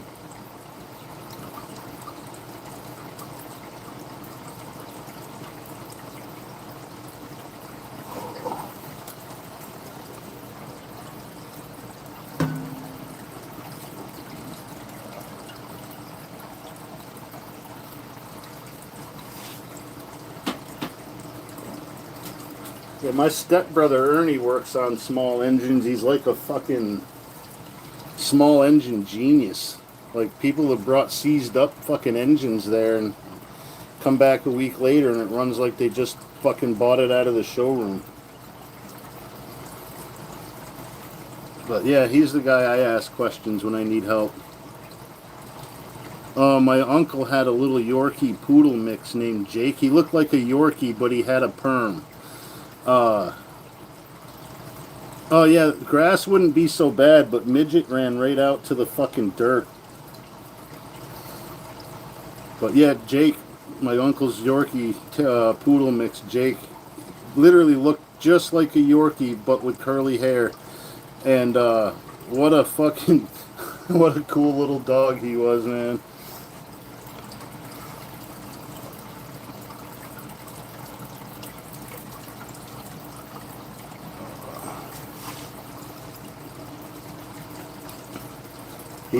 He was like, I don't know, 10, 12 pounds maybe, but he had a fucking 100-pound dog's attitude.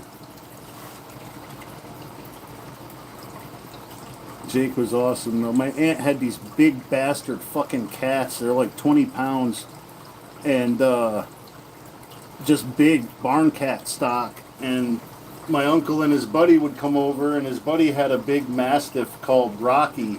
And Rocky would come in the house and run right under the kitchen table and hide there. And the cats would start sneaking up on him, and then Jake would come in, and he can jump up on the back of the couch and almost everywhere they could, and he did not take shit. He was not, like, Rocky was a very well-behaved dog. He was big, and he knew it, and he knew that he can't just be rambunctious inside. Jake did not have any of that kind of knowledge. He was like, you want to fuck around? It was great watching the big dog cower and one little dog scaring 4 huge cats the fuck away. But yeah, they knew they couldn't play with him. He was agile and fast. And he hated my sister. I don't know what the fuck he hated my sister for. Like, she rarely saw him, but maybe that was why. And she's kind of sketchy around dogs, but yeah, he would definitely give her reason to be sketched out around him.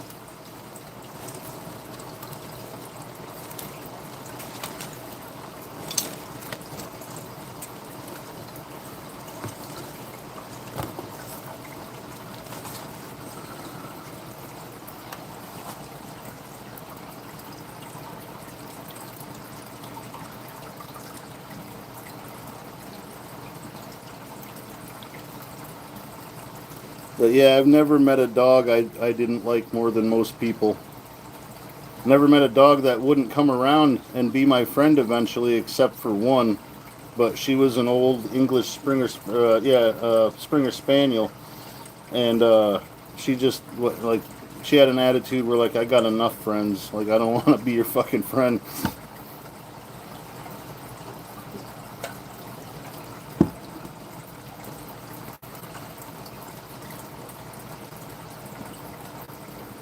I knew a dude that had a Rottweiler that would kill cats, and my brother's now ex-wife had a cat that give a fuck was not born into him at all. So the fucking Rottweiler comes running over, barking and snarling. The cat looks at him like, "What the fuck do you think you're gonna do?" Dog didn't know what to do with him. Didn't hurt him. Like I think it was just the prey driving if the cats ran, but fucking. That cat wouldn't run. Sace, that was his name. I don't know where the fuck the name came from, but he was a no give a fuck kind of cat.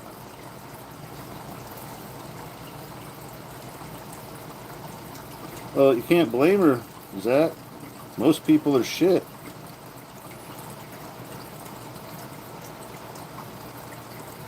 I mean, I know more shitty people than shitty animals. It's just how people are.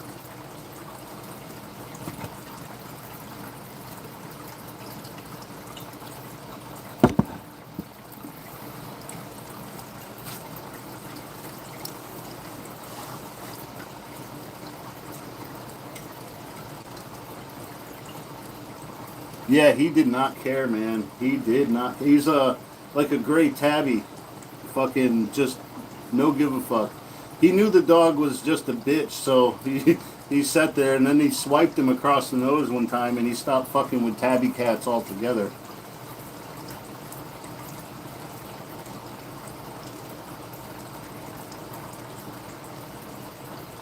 But it was funny, like a 150-pound fucking Rottweiler running after him. He just sits there and looks like, what? Like, I ain't running. You know, take your fucking eye out. You might kill me, but you're gonna do it with one less eye, bitch.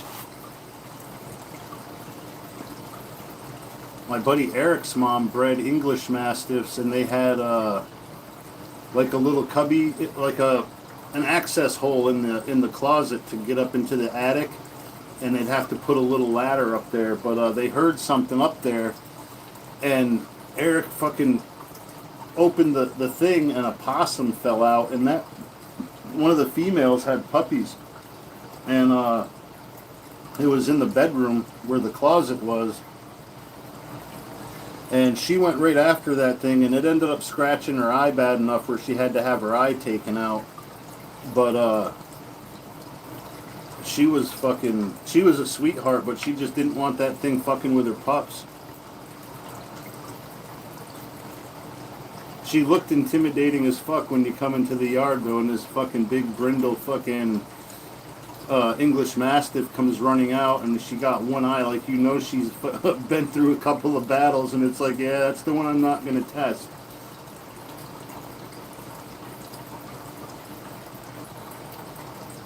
Yeah, dog was definitely traumatized. Like that cat really did not fucking care. He's raised with pit bulls, so he didn't give a fuck. He taught them guys to leave him alone. He taught the fucking Rottweiler to leave him alone too. Yeah, yeah. So she just went into full, mama mode, and it tried to run out of the closet, and she just went right at it, and they went around a couple of rounds into the fucking closet. She did end up mauling it to death, though, poor fucker. But she definitely knew he was there. Oh, I can't remember her name now.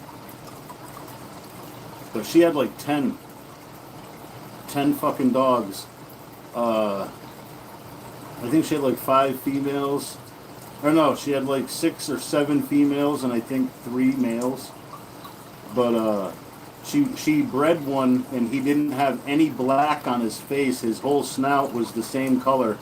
And she said that's genetically more rare than like an albino, which is super fucking rare. But they generally... They always have a black muzzle. Oh, hell yes. Hell yes.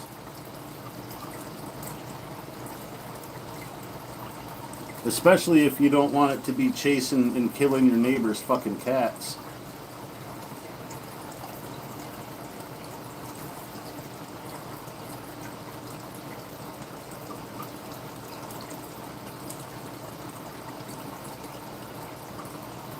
I watch a guy I follow a guy on Facebook. He's called the Native Dog Father.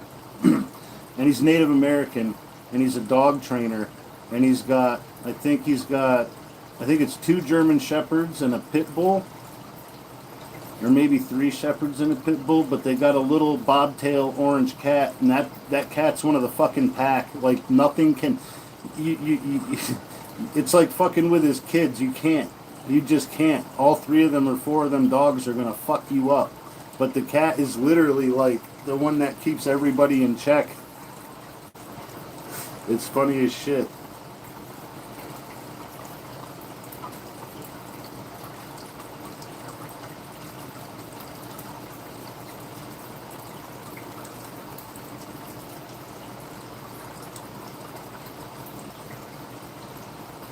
Yeah, it's cool as hell.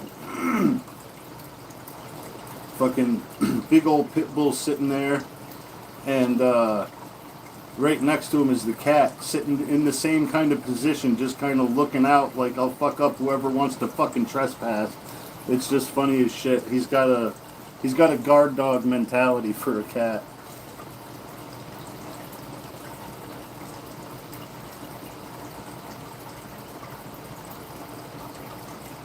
But yeah, they got his back too. It's funny as hell.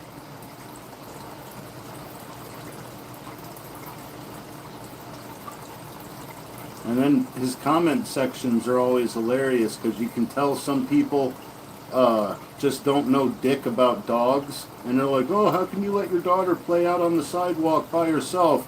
And then he pans the camera and says, she's not by her fucking self.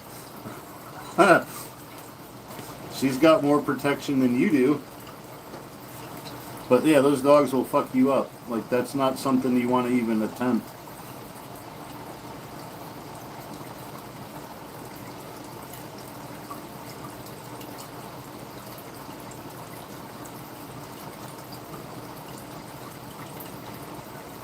But he also does like shorts highlighting like the other day I saw him praising this husky because there was a kid in the yard and a bear jumped over the fence and that dog just fucking appeared and went right after the fucking bear with no hesitation. I was like, damn. He's like, yep, that's a good boy. I'm like, fuck yeah, that's a good boy.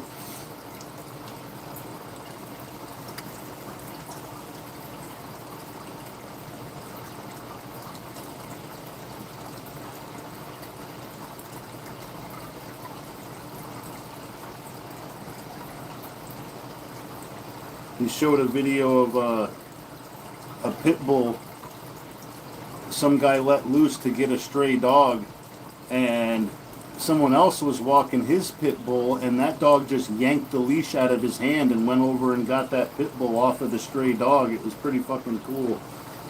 And then stood over the stray dog and wouldn't let no one come near him until his owner got there and took the dog and put him in his own car and took him to the vet. But yeah, that poor fucker got tore up. The guy went home with two dogs in the end.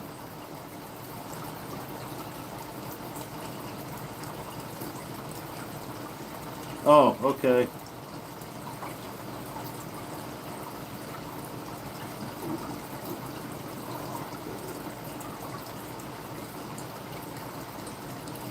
That's kind of a big ask. I forget a lot of shit, but I think I'll remember.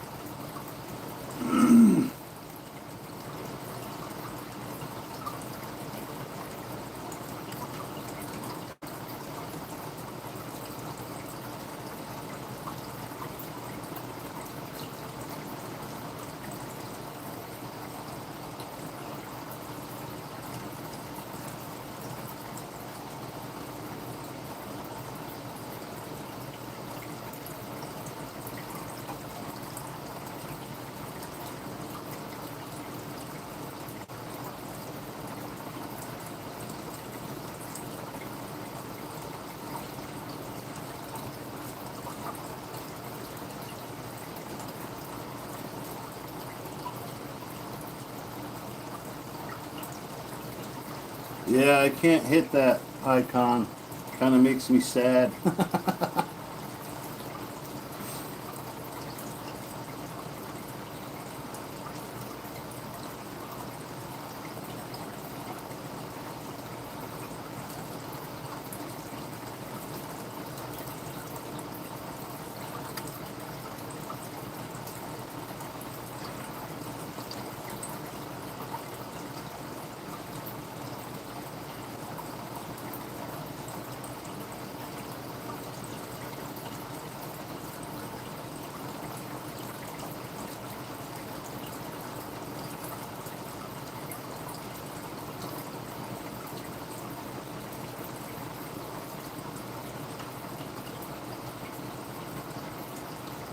Yeah, I don't know. I've never been on here on a computer. Well, actually, yeah, but not very much.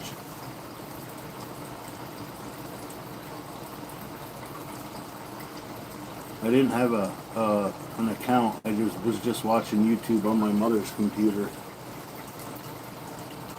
Freaking my sister out with the lyrics to the Cannibal Corpse she used to yell at me to turn down when we were kids.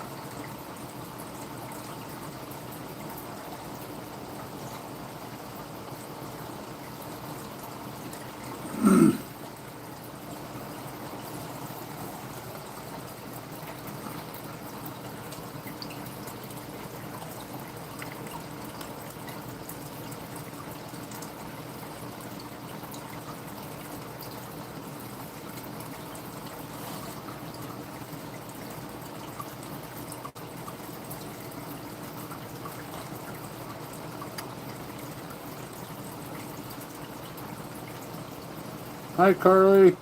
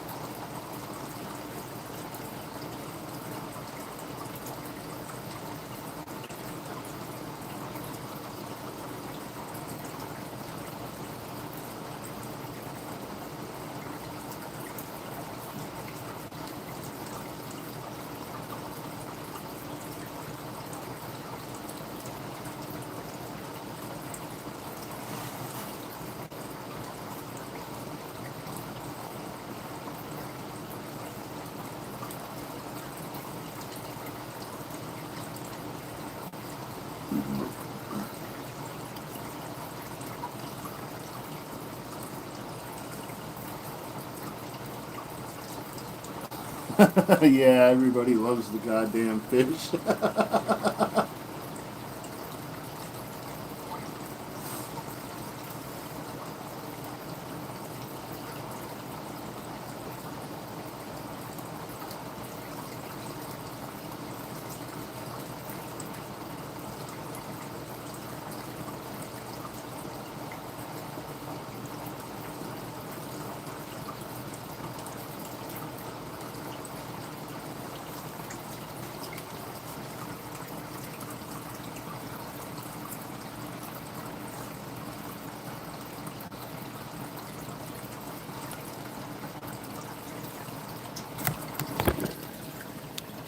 Yeah, we can see the tail, the pleco's tail, right there. But he's between that rock and the one on top. Yeah, yeah, he does it on purpose.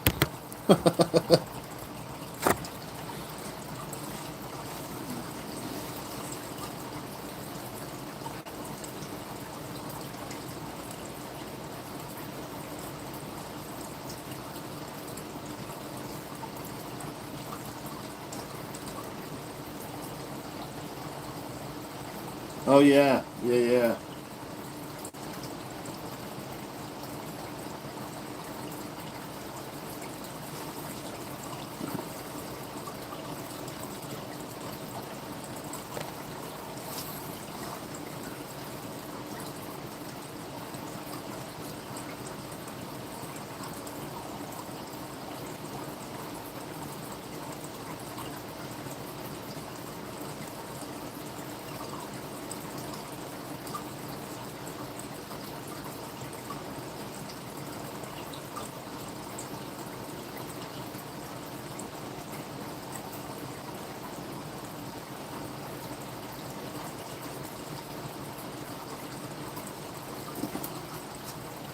Yeah, I'm assuming the other one is stuck to the log somewhere.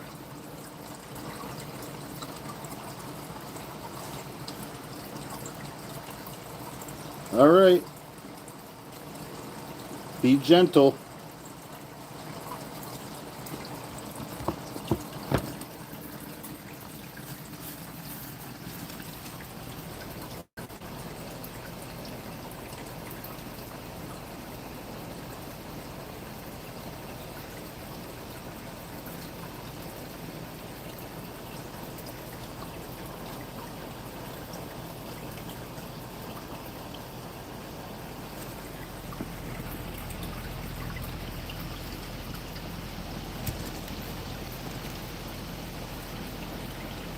That dude's just unbothered.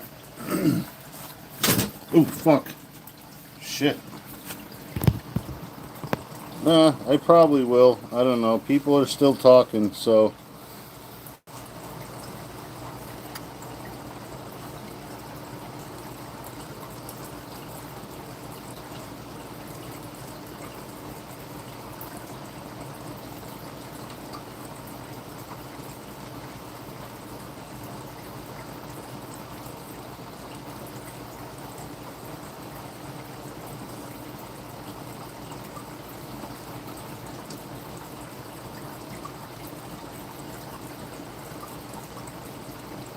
Yep. God, dude, I forgot how much I love that movie until I watch it again.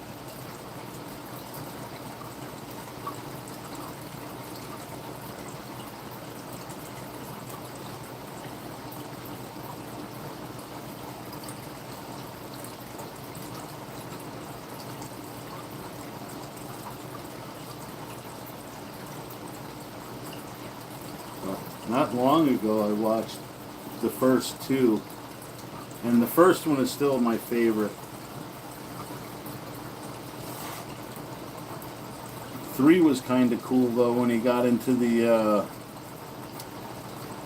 that fucking water sport park thing.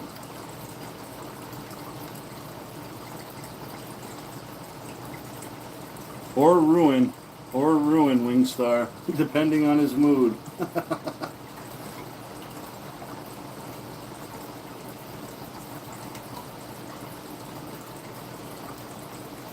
Like, he'll find greatness, but he'll lead us right into a fucking ditch.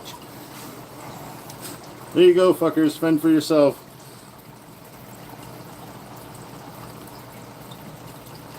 And then he'll remember that he can't feed himself because there's no little fish in there. Yeah, anyone that don't know Wingstars, she's awesome. Does horoscopes and other cool shit on her channel.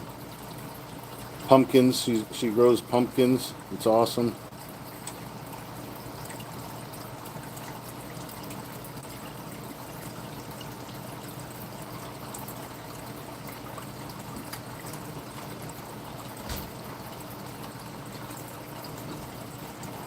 Well, yeah, you gotta promote my friends, Wingstar.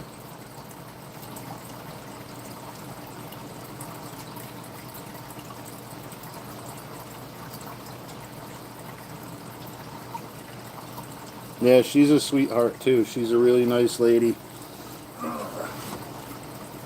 Basically, like, all of you fuckers in here.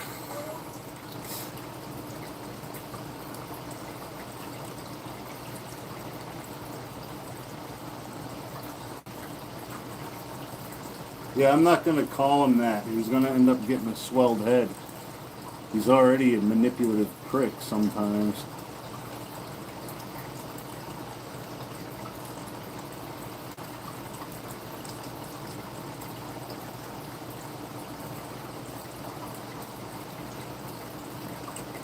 He'll get a fucking messiah complex or something, and that's the last thing I need.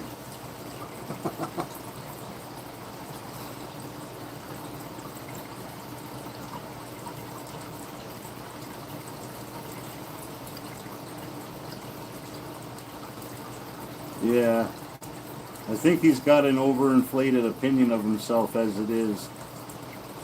But some cichlids get a big old knot on the top of their head, so you can see his head His head growing, getting bigger.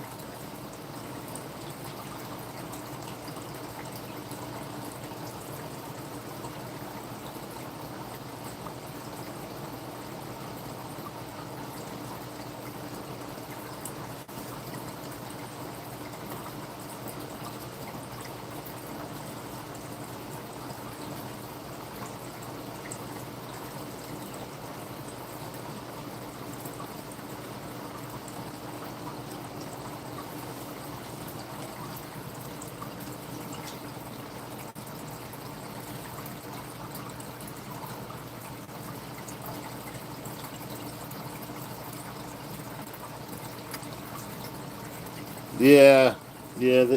I don't know. They're kind of like them googly-eyed fucking goldfish to me. It just looks unnatural. But they're definitely a cool fish. If anything has more of a personality than an Oscar, it's a fucking flower horn. They just look so awkward, especially if they get a big bastard one, like a really well-bred one. They get like, it looks like a fucking hot air balloon growing out of their forehead.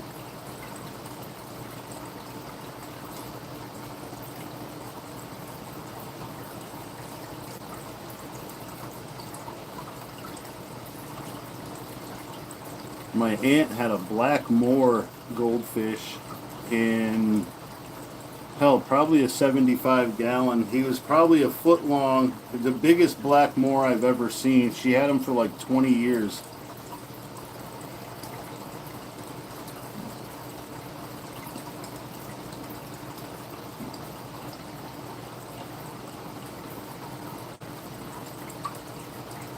Yeah, yeah.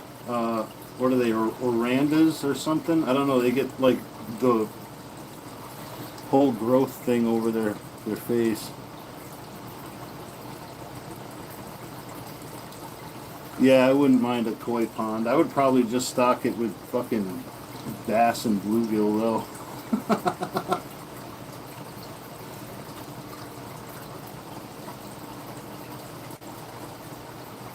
But koi are cool fish, and they can live a fucking long, long time. Especially if you get the good ones from Japan, a couple thousand of fucking fish. But yeah, they could live like 50, 60 years easy.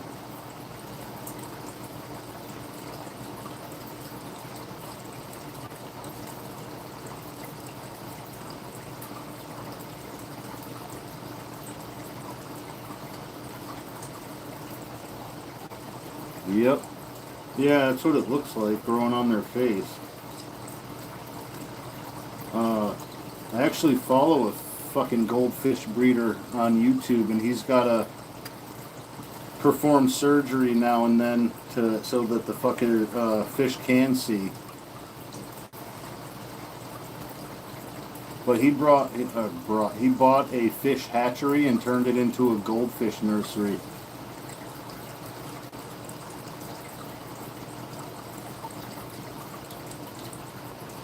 Yeah, you can do that.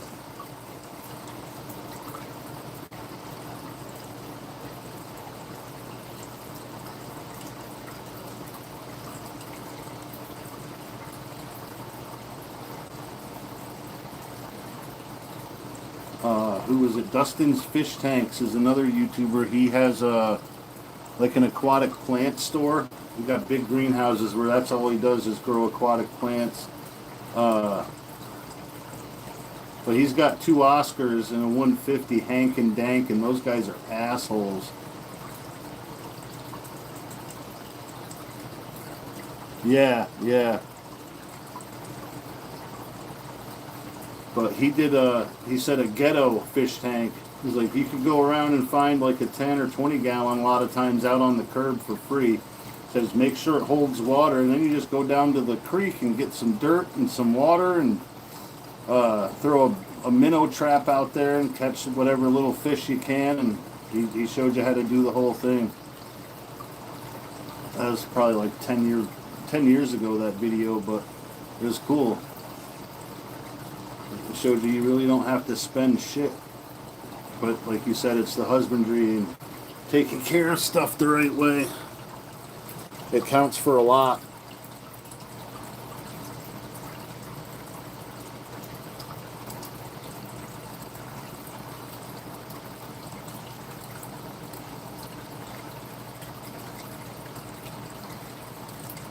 Yeah, yep.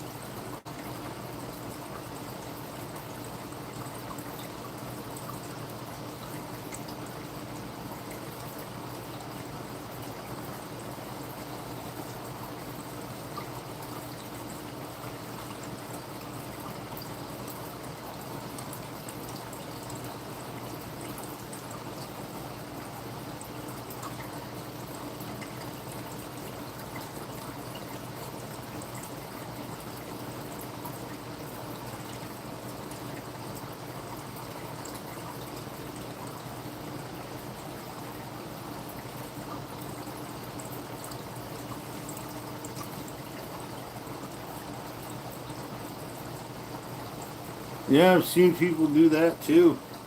I don't know how they sustain it. I didn't see like a follow-up video, but yeah, you could grab shit from the ocean too.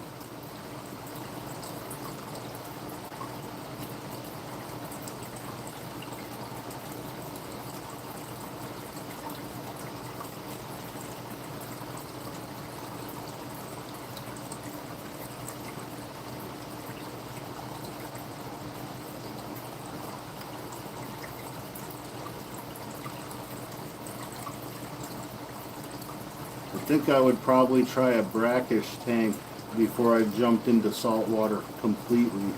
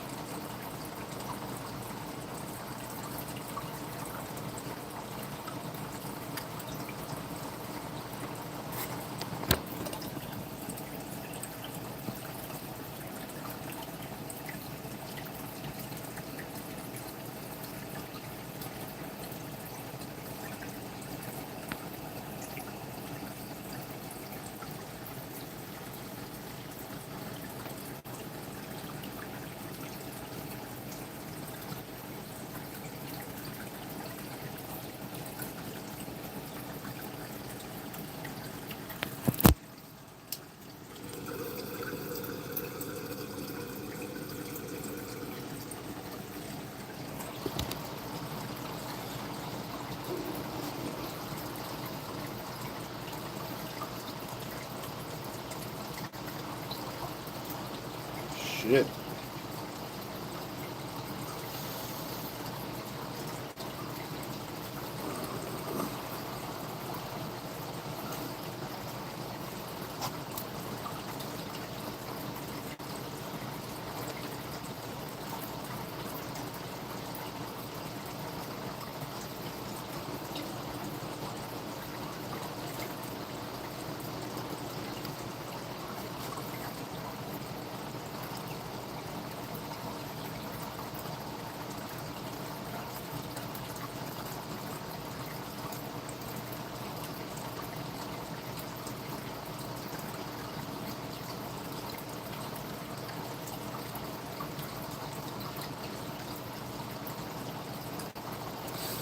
I'll have to I'll have to share some pictures of the 70-gallon tank that I broke down before it sprung a leak. I had like two or three different species of cryptocorin. I had a dwarf lily, which was cool. The lily pads were awesome. Um, I had some bucephalandra in there. which ended up in this tank. What's left of it, the one fucking plant. I have some in the 40 too, I think, that's still holding on. But I put the Cryptocorean Wentii in there. I had like 3 or 4 species of Anubias, different size leaves, different shaped leaves. Fucking, I planted, I got 2 pots of the Vallisneria, and I planted that in the back, and it ended up spreading out through the whole tank, so it was like completely carpeted with Vallisneria. So I would cut the front like an inch high, and then halfway back I would cut it, like slope it, so it kind of got bigger as it went further back, and I just left the back side long. But my peppered Corridoras bred in there, and one of them survived. I didn't know there was a little one in there until I had to drain it because it was leaking. But that looked so fucking good, and it just didn't come back. But I didn't have a lot of plants in the surface. I just had plants in the tank. And when I reset it up, I put plants on the top of the water like Pigpen has. And they got too thick too fast, and it shaded out the bottom. The roots grew fucking crazy. But yeah, that looked really fucking good. I was so disappointed taking it apart. I don't even think any of the Vallisneria survived living in the tub that I kept the fish in until I had the tank resealed.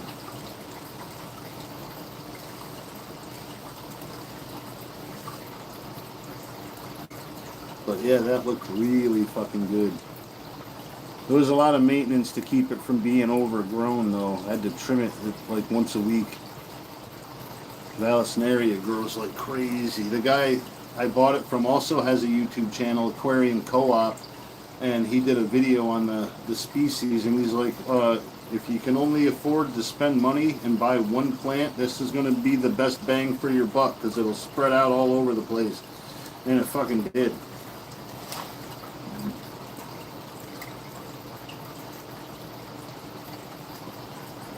But it started to choke out the rest of the plants. Yeah, that's the thing with the Vallisneria. Like, as long as you got fish in the water, that shit'll keep growing. Like, it'll suck the nutrients wherever it can. But yeah, it's badass. The guy said if you want open swimming space, you put flat rocks in there, and it won't grow, because it'll, like, you know, it won't be able to push up through the rock. But you could do your whole you just get 1 or 2 little plants and plant them in the side, and it'll fucking fill your tank right up within 6 months. And it did. It sure the fuck did. They send runners out into the gravel, and then wherever it reaches the surface of the gravel, it'll just start growing more Vallisneria. Which it's cool, you could propagate the shit out of it, so you can get one plant it in one tank, and then within a couple of months you could take out the runners and plant little baby plants in other tanks.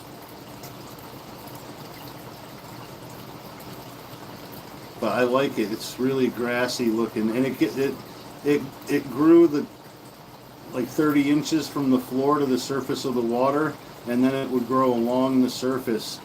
So I would have to trim that. I'd let it get, you know, as long as the surface, but then it would start blocking out too much light.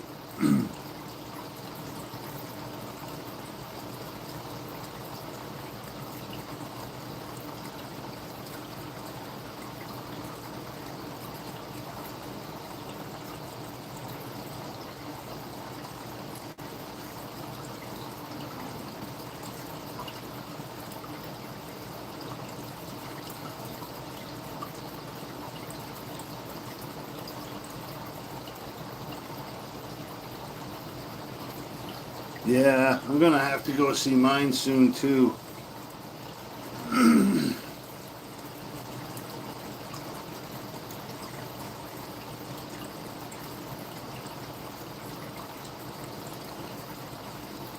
Best time to go see my Uncle Bill is around October, though. Everything's harvested and dried and ready to go.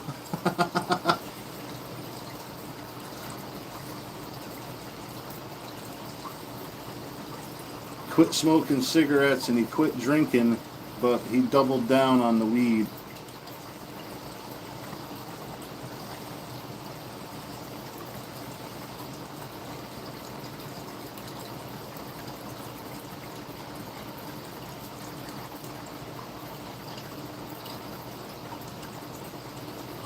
Yeah, it's not. I had a doctor actually tell me if you were going to smoke cigarettes or weed, she would rather her patients smoked weed because there's less bullshit in the weed.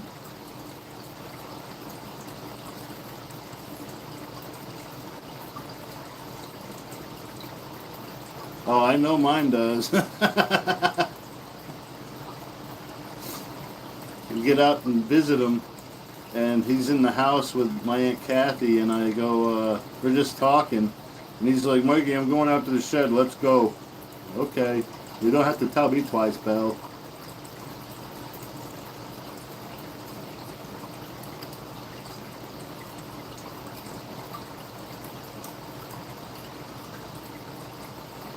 Yeah, my Uncle Bill is really laid back. I would not want him losing his fucking temper on me, I swear to God.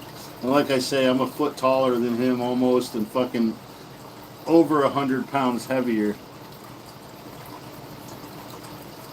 Yeah, well, it's his work shed, but the workbench has a little tray on it, and there's seeds and, well, not really seeds, but stems and crumbs all around, and then the weed trays generally got weed in it, or the jars right there. But yeah, he don't run out ever.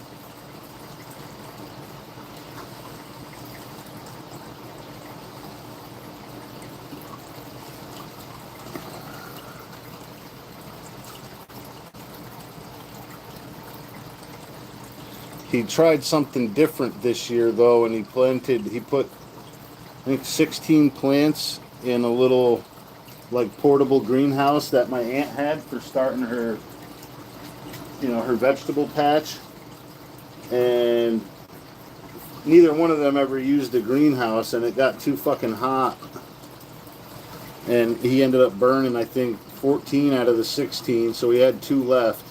But he knows so many people that he can get plants or clones and just go from there.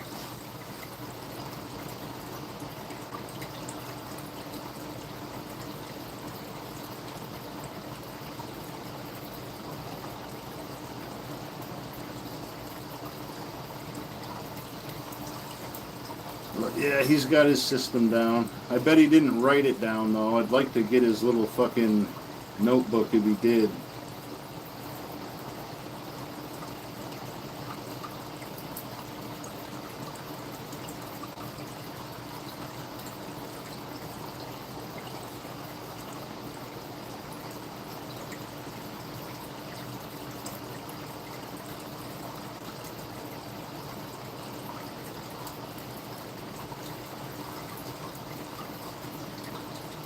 Yeah, he was upset. He said, I knew I should have just done it like every other year. I said, sometimes, Bill, the old way works best, dude. You should have tried it with 1 or 2 plants in there to see how it goes. But yeah, there's a very good risk of overheating. That's why like big greenhouses have ventilation and shit.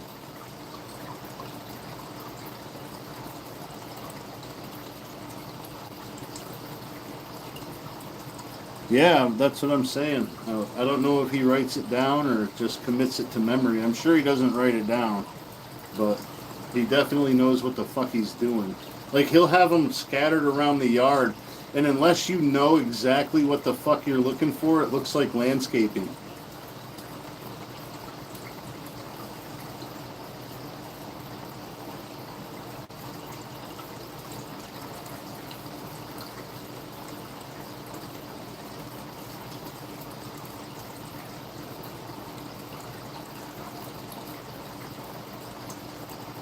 My buddy Mike would probably write down his secret formula. He's another guy that spends a lot of time and effort making sure his yield is really good.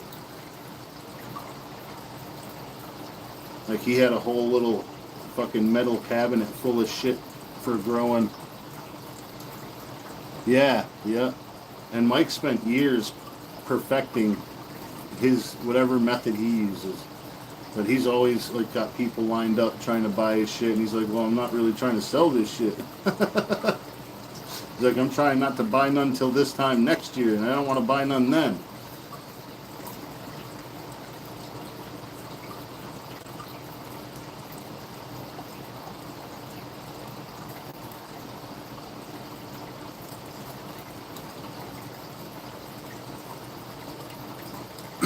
But grows really, really good stuff. Great outdoors. Like, people talk shit about outdoor, but some of the best weed I ever fucking smoked was grown in someone's fucking backyard.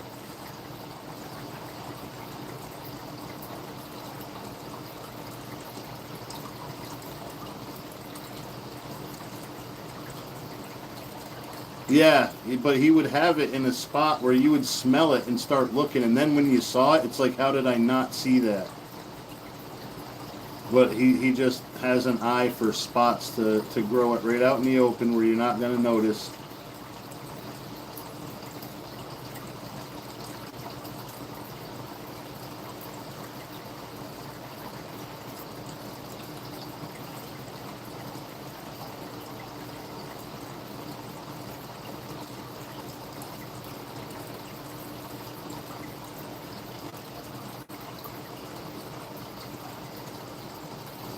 Yeah, I've become accustomed to look for what doesn't quite belong when I walk around the yard in the summer at his house.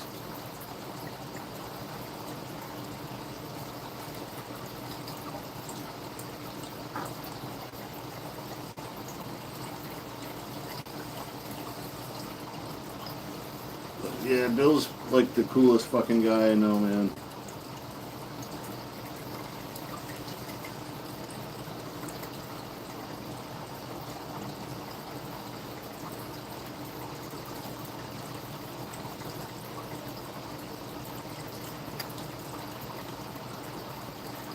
Yeah, the only other uncle I had that smoked weed, fucking, he passed away from cancer about 5 years ago. But yeah, he's really smart about it. It's funny. But my other two uncles, neither one of them smoked.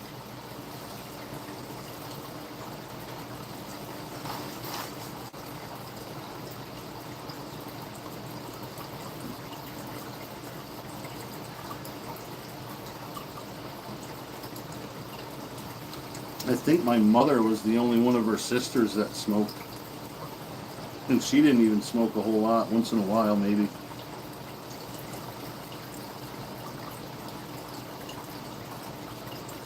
Uncle Bill made a fucking a lifelong passion out of it.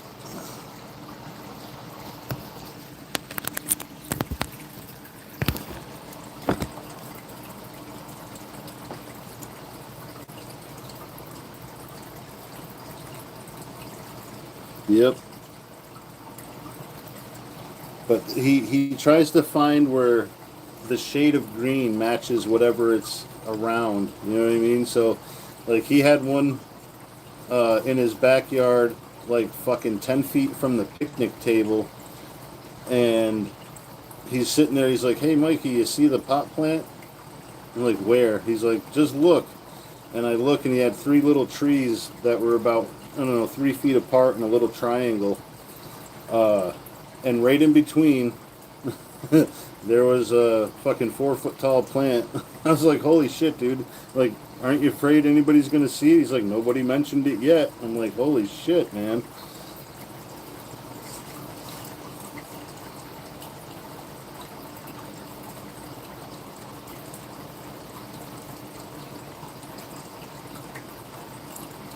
Yeah, the good ones, Carly, the ones I hang out with, yeah, they're good shit. The rest of them are just shit. Like, I have two aunts left, and no love for either one of them. Uh, but all my uncles, I get along good with my uncles. Well, their mom raised me, so I was more like their little brother growing up than a nephew. so we stayed pretty tight for the most part. But Bill is probably the most down-to-earth fucking dude.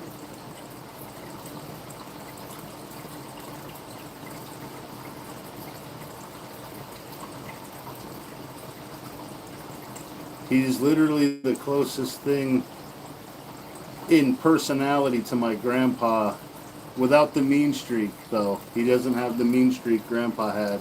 But, yeah, same kind of salt-of-the-earth type dude.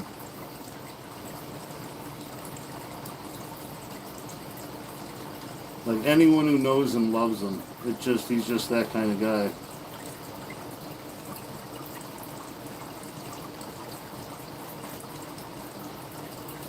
Yeah, you can get paranoid with that shit. I used to get weed from a guy that lived next door to a fucking retired DEA agent. Fucking, Pat. Called him Pat up the road because he lived up the road from me. But, he very rarely did you ever exchange money for weed hand to hand with that guy. Like, he would be out and about and he'd be like, yeah, the quarter you wanted is under the lid of the grill. He's like, take the fucking weed out and stick the money back in the Tupperware and close it and close the grill. He's like, it's on the side where the neighbor can't see you. But he was really good friends with the fucking neighbor too, though. I'm like, yeah, I guess it does, you know, it would pay to be friends with the dude. Especially if you don't want to get caught fucking growing weed in your yard or selling weed out of your house. But Pat was pretty cool.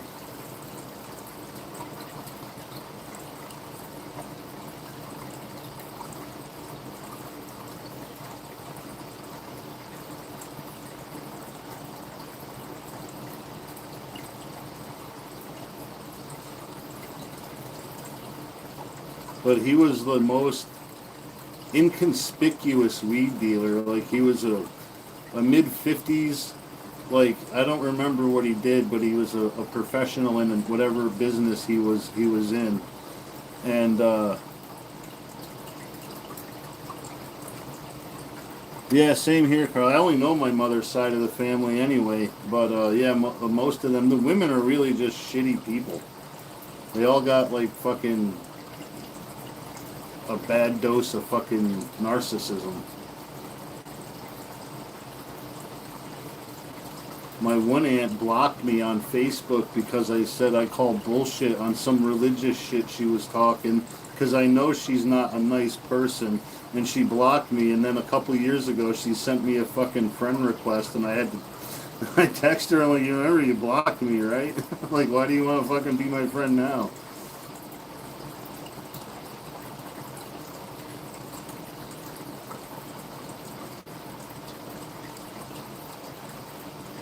But yeah, all the good ones, my favorite aunts all passed away. Aunt Ann got breast cancer, had a double mastectomy, was good for a couple of years, and then they found it in her fucking liver and her bones. Strongest, toughest broad I ever fucking met. Always worked 2 fucking jobs at least. She grew up broke, like, you know, mom and pop, they lived hand to mouth, so like it was a struggle. They had 9 fucking kids too. But yeah, she made sure that her kids didn't ever have to fucking worry about that shit. But and then my Aunt Dolly, she fell. She went out for New Year's. She didn't drink a lot. She went out with my cousin Shannon for New Year's, and she got out of the car at the house and tripped and hit her head on the curb, and ended up passing away later on that night from the brain injury. And then my mother, she had COPD, 53, I think she was, when she passed away. But yeah, most of the women were not very cool. The dudes, my uncles were awesome. My aunt's husbands were awesome. I don't know what some of them motherfuckers were thinking, but especially my Aunt Cheryl, she's like, if you look up cunt in the dictionary, it's got a picture of her. Like, I really can't stand that lady. And she used to be one of my favorites, but she's just like evil now.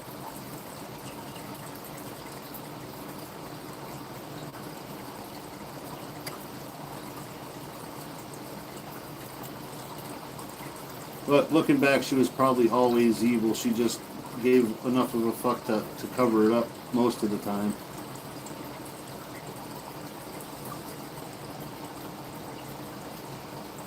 But my oldest uncle Jerry, they call him Doc. Uh, he's the mechanic, so whenever I have car trouble, I fucking run it by him first.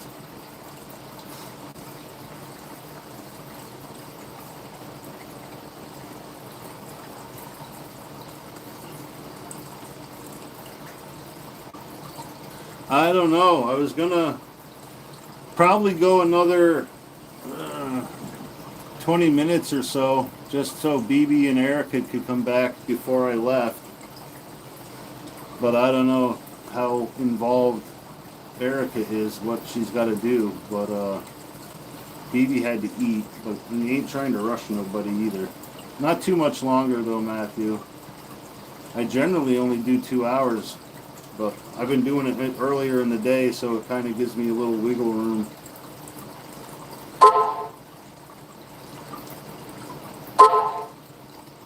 The fuck?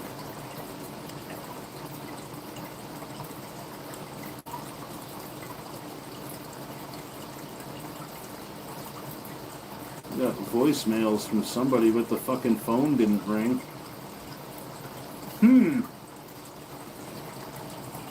Show me who the hell they're from. Nope, just that I got a voicemail.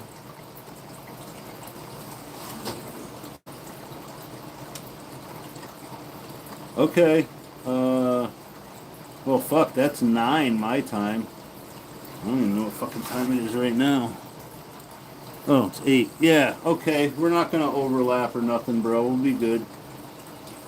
Even if I run a little longer than I was saying, I'll still have an hour in between.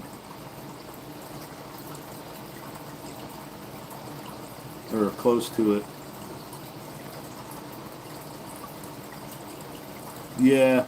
Yeah, like I said, I talk to my uncles, but that's it. I don't talk to the rest of them.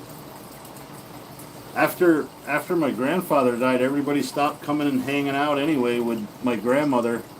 And then they started doing a family reunion, but only after my grandmother passed away. And I'm like, what the fuck? And it was all about Pop. I'm like, dude, they raised me. You do realize he didn't like you motherfuckers, right? I'm like, you do realize it was all Grandma that was putting shit together and making phone calls and inviting people, and Grandpa was never happy. I mean, he loved having the kids and shit around, but like all the drama from the adults, like you could tell he regretted not beating them fucking kids more when they were little.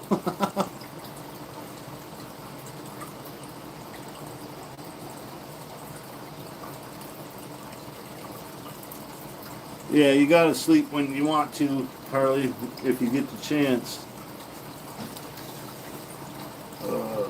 The night before last, I got like fucking 3.5, not quite 4 hours of sleep.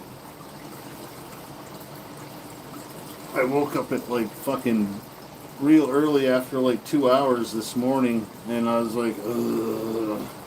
But I rolled back over because I was locked out of my fucking phone.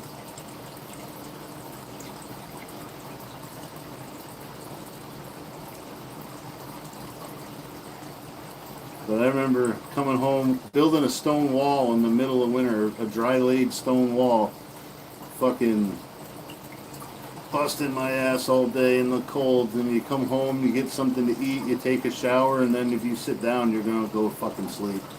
I couldn't help it.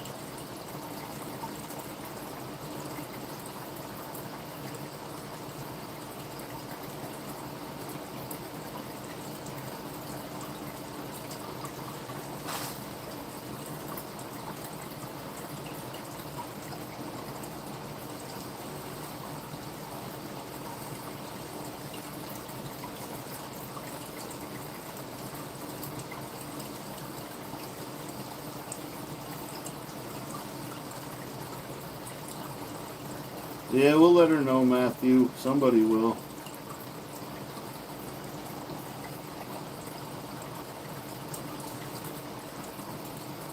Yeah, well, she won't be back until she's not, you know. She's a good daughter.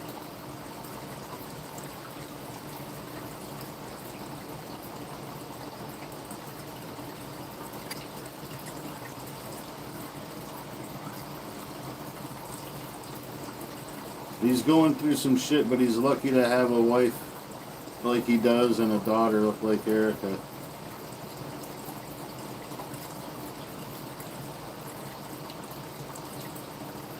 Yeah, yeah. But people didn't like hearing that. Like, dude, you know Pop really didn't like you little bastards in the house. 9 kids, he had something like 40 fucking 4 grandchildren, and most of them would come over. Yep, yep. It's just like, the women especially are very petty for no fucking reason. Like, we all come from the same place, dude. None of you bitches is any better than the rest of us, regardless of what you think.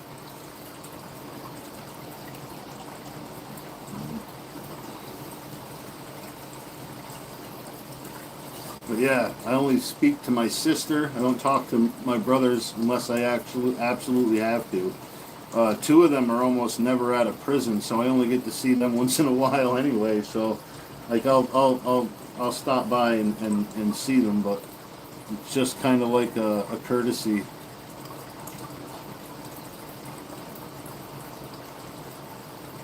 Yeah, I don't know what the fuck happened. The lady at the phone store was like, "Oh, that happens sometimes. It's a weird glitch, or this or that." I'm like, "Yeah, I had to reset my phone because it wasn't like letting me type, and I went to punch in my code and it didn't fucking work." And I'm like, "What the fuck?" So I tried it a shitload of times, and then ended up I had like fucking 8 tries left out of 20 or something. I'm like, "Yeah, fuck me."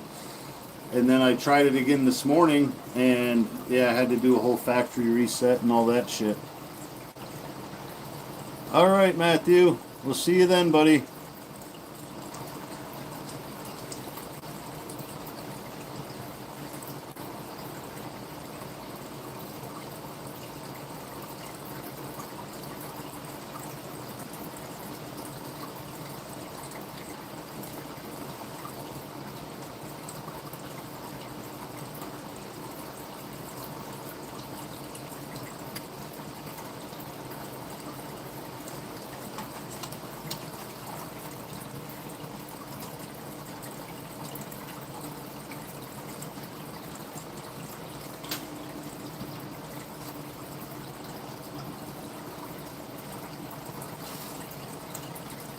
Ah, there's Erica, Matthew. Matthew's gonna go live our time, so you know.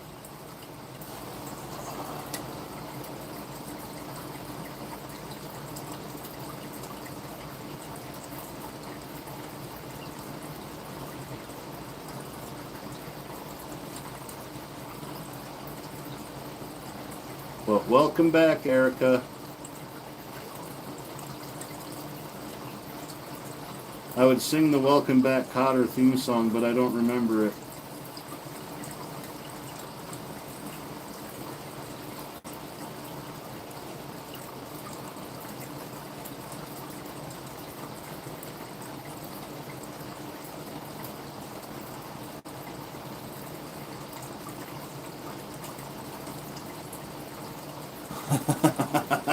Yeah, yeah.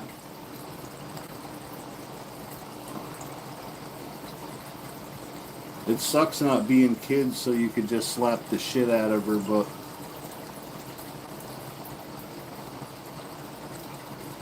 yeah, yeah. That's one of the reasons I don't talk with my brothers.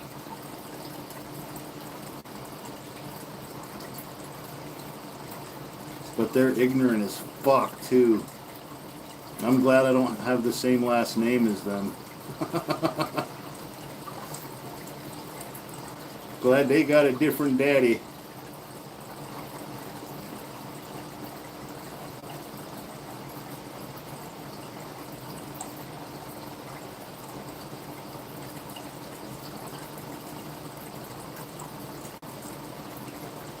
Yeah, yeah.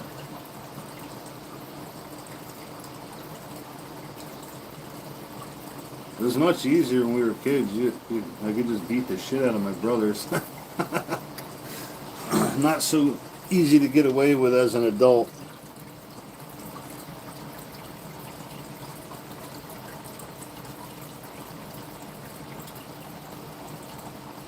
Oh. Oh. See, that would be a problem. And my brothers were like that. Like, I really like to fight.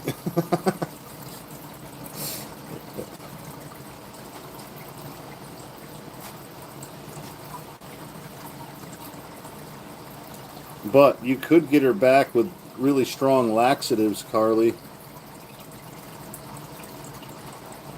Make some brownies with like 2 packages of that fucking chocolate X-Lax in there. Say, oh, it's just for you, my favorite sister. Yeah, that's bullshit. You should definitely give her some laxative brownies.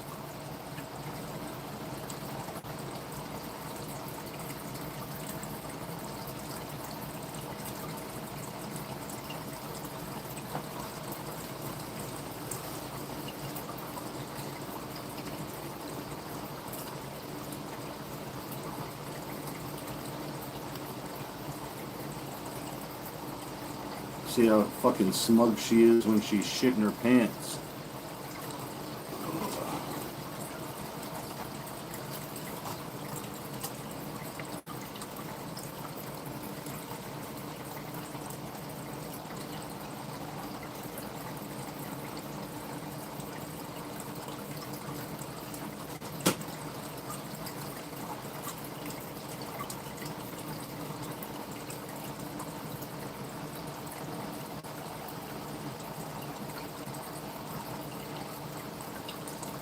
Yeah.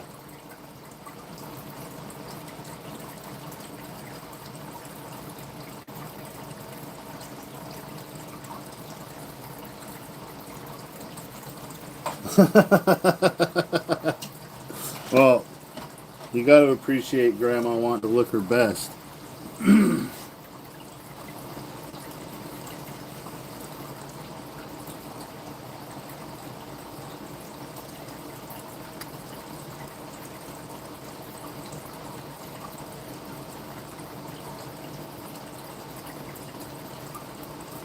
All right, Skate. Have fun doing the dishes. If no one's looking, just let the dog lick them off and put them in the strainer. Yeah, I was waiting for you guys. Matthew's going to go live in about 40 minutes, so we got a little bit of more time to kill.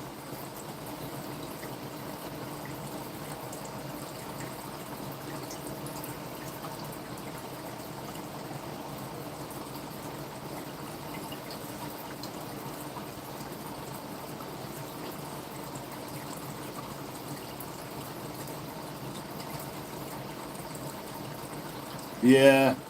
Pop one in her fucking knee. Tell her she fucking was having a psychotic episode. You didn't know what else to do.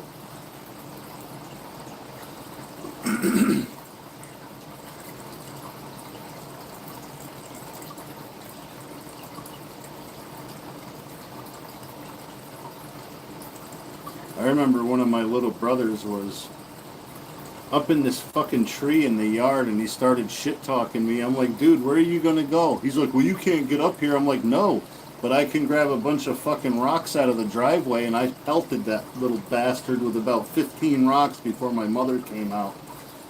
Fucking, he had some bloody knuckles. he luckily kept his face behind the trunk of the tree, but anything he was holding on to, I was aiming for.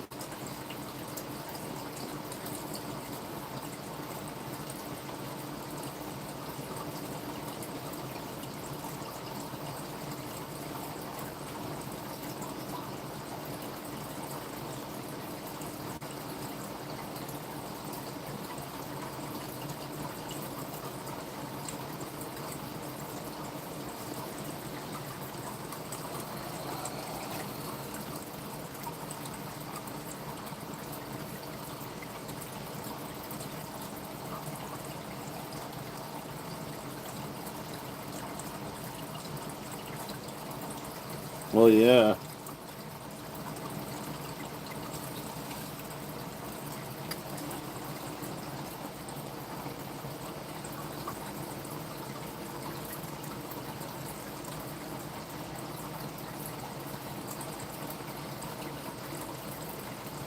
Yeah, I wouldn't want to hang out with her either. Or I'd push her down the fucking stairs and then stop hanging out with her.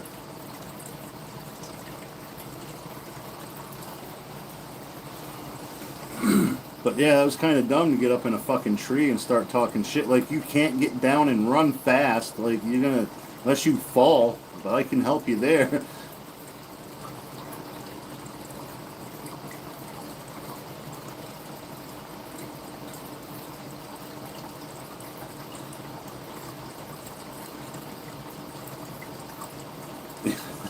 The sad thing is, they're all fucking true. uh, yeah, that was my brother Steven, the second to the youngest. But he's probably one of the bigger douchebags.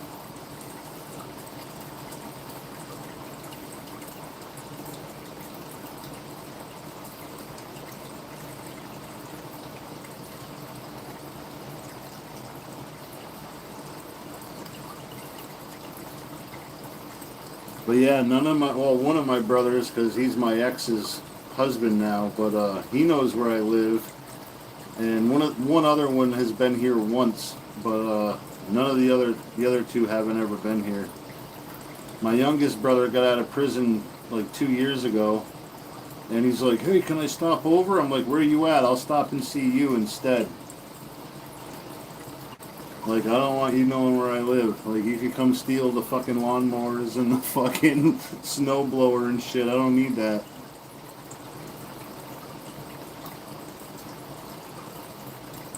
But that's what he got in trouble for. He's a thief.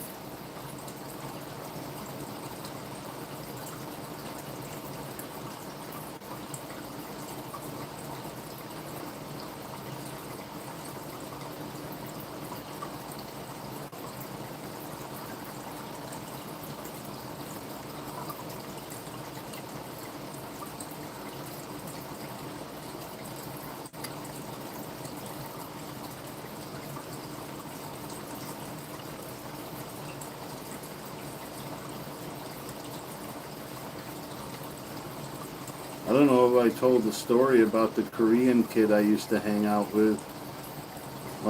I lived next to a shopping plaza, and a baseball card shop opened up in their comics and baseball cards. So, of course, I was interested in that, and I went in there, and there was a kid about my age. Never seen him before, not in my school, and it turns out he went to private school. And his dad was an American guy, and his mom was Korean. And he had this badass giant mountain bike was the name of the bike, but it was like a $1,200 fucking bicycle. I had a piece of shit Haro that I put together with fucking junk, basically. And he's like, "Hey, you think I could ride, go riding with you? Is there any cool places there?" I'm like, "We can go up to the golf course. Like, it's a cool, it's a bitch getting up to the top of the hill, but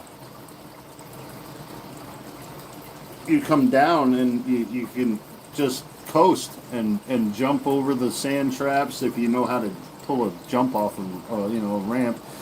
But it was just fun. I had no brakes on this fucking bike of mine, 20-inch, fucking BMX bike, and he had this real high dollar fucking fancy mountain bike. Well, we made it all the way down. Like, there's like 4 holes at the bottom of the hill, the first 4, and then you go through a little wooded area through the trail, and then the other 14 holes were on the top of the hill.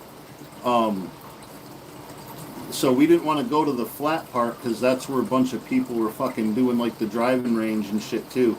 So there's a trail off of the wooded path that takes you right out to the road. And that's where we had to go. So I'm coming down fast as I can. I see the little side trail to get to the road, and I just kind of power slide my back tire to catch the corner. And then I stop right at where I could see him so he doesn't miss the trail. And I turned around and looked just in time to see him try to take the corner without using, well, he used his brakes, but he was going too fast, and the tire slid out to his left, and then he grabbed the front brakes and He did a fucking somersault with the bike and landed with the bike on top of him, knocked the wind out of himself, and from where I was sitting, it all happened in like slow motion, and then he's sitting there gasping for air because the seat drove right into the middle of his back and knocked the wind out of him. And he scratched his bike all the shit. He was all scraped up. I was laughing fucking hysterically because I seen his face. And I helped him up while I'm still laughing. He's starting to cry, thinking I'm an asshole for laughing. I'm like, bro, I didn't know you couldn't ride a bike. Like, I didn't know you didn't know what you were doing. Like, people that have those bikes generally know what to do with them. But,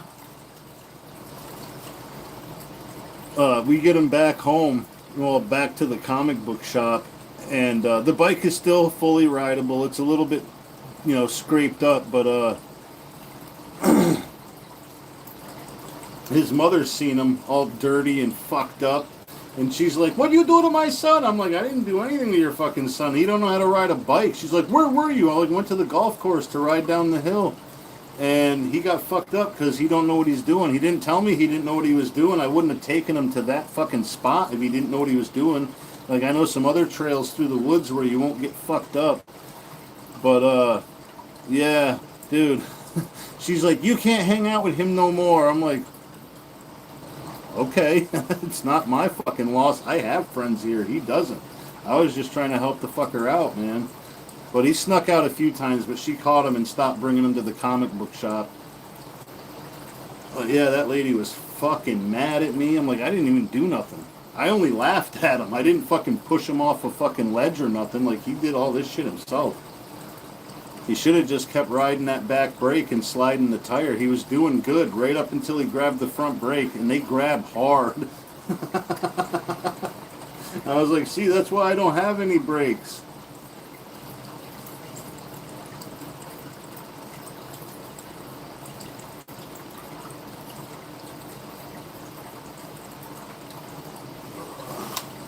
But yeah, that ruined that for that kid.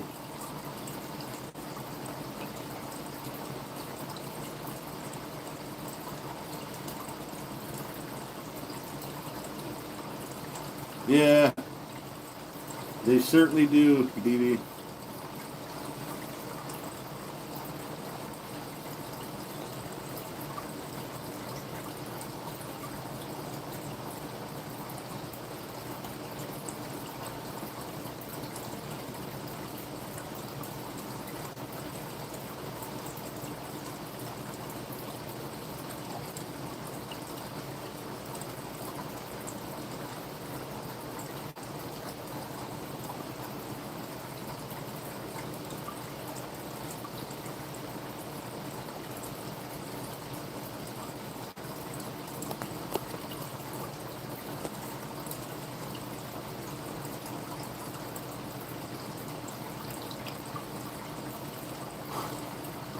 Yeah, yeah. But I've had my brother steal shit that was my kid's because he thought it was valuable. Somebody fucking gold-plated a dime or a nickel and gave it to my kid, and it was like his little prized possession. And my brother saw it somewhere and ended up taking it to a fucking card and coin shop only to be told it's a gold-plated fucking nickel. Like, fucking idiot, you're not getting shit for it.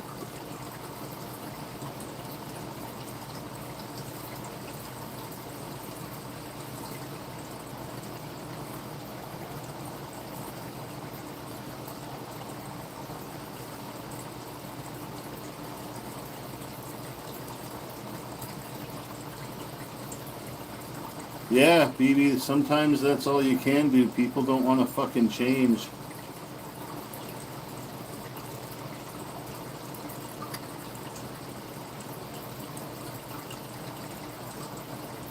Yeah, well, yeah. Sometimes it takes something traumatic like that.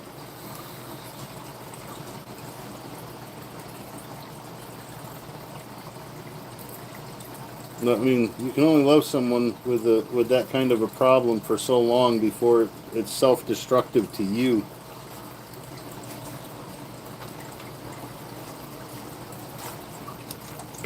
Like, I had some addiction shit, but I was out of the house for the most of it, so my grandparents never saw me at my worst.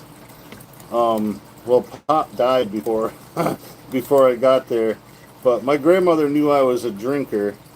She didn't know nothing about the drugs and shit though, which I really didn't want her to. Figured I was enough of a disappointment, which I really wasn't. That was all in my head. But yeah. She's like, "Oh, you stopped drinking?" Well, yeah, that ain't all, but yeah, I did stop drinking, Ma. It took me a little bit. But yeah, same thing. I had to go through something really fucking dumb and be like, wow, maybe I don't want to do this anymore.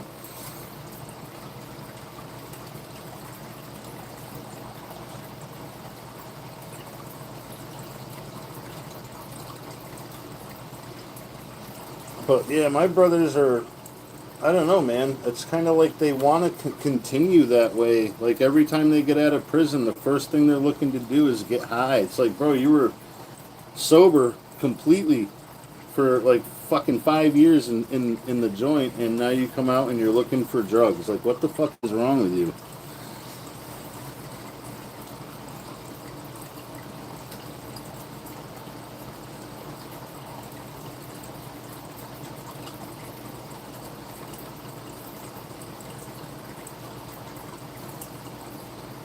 Shit, I think my mother's funeral was the last time all of us were in the same space together.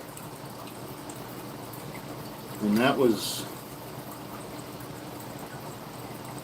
shit, 2012? She died in 2012?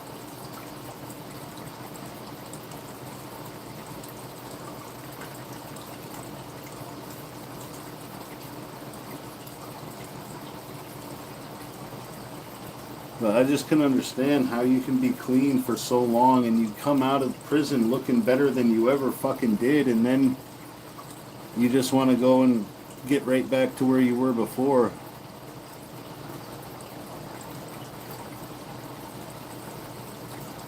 Yeah, it sucks, dude. When I see pictures of my little brothers as kids, it's like, man, remember we used to get along for the most part? We used to be able to stand to be around you little bastards.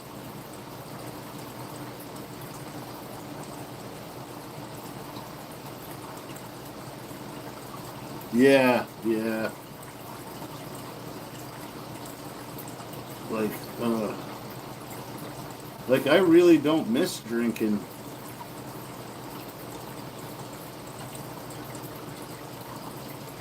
I mean, I drank a lot, so I spent a whole lot of money on booze.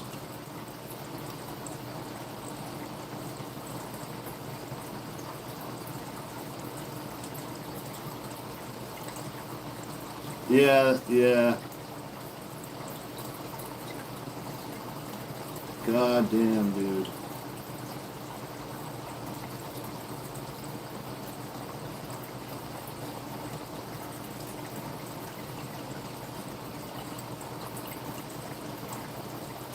Yeah, yeah.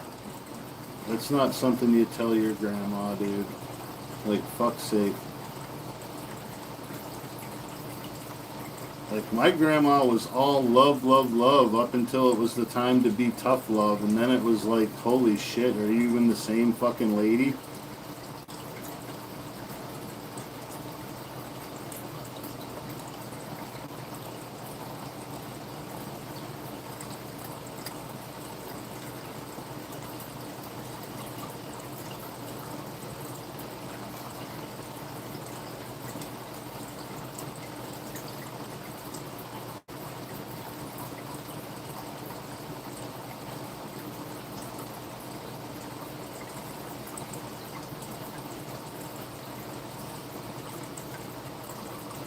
But grandma, I remember being a kid and hearing noise out in the living room, and I come out and it was my uncle arguing with my grandfather about beer. he wanted my grandfather's beer, and Pop was about ready to go to bed. He's like, no, that beer's for me tomorrow. If you want one tomorrow, you can have one tomorrow, but you need to go to fucking sleep too. And he went to grab my grandfather, and my grandma outweighed Grandpa by a considerable amount, and she got this big old country ham for her fist. So yeah, he took one to the side of the head and went to sleep on the floor under the fucking Christmas tree, and that's where he was when we got up to open presents the next day. When reasoning wasn't working, she just let the fucking knuckles do the talking.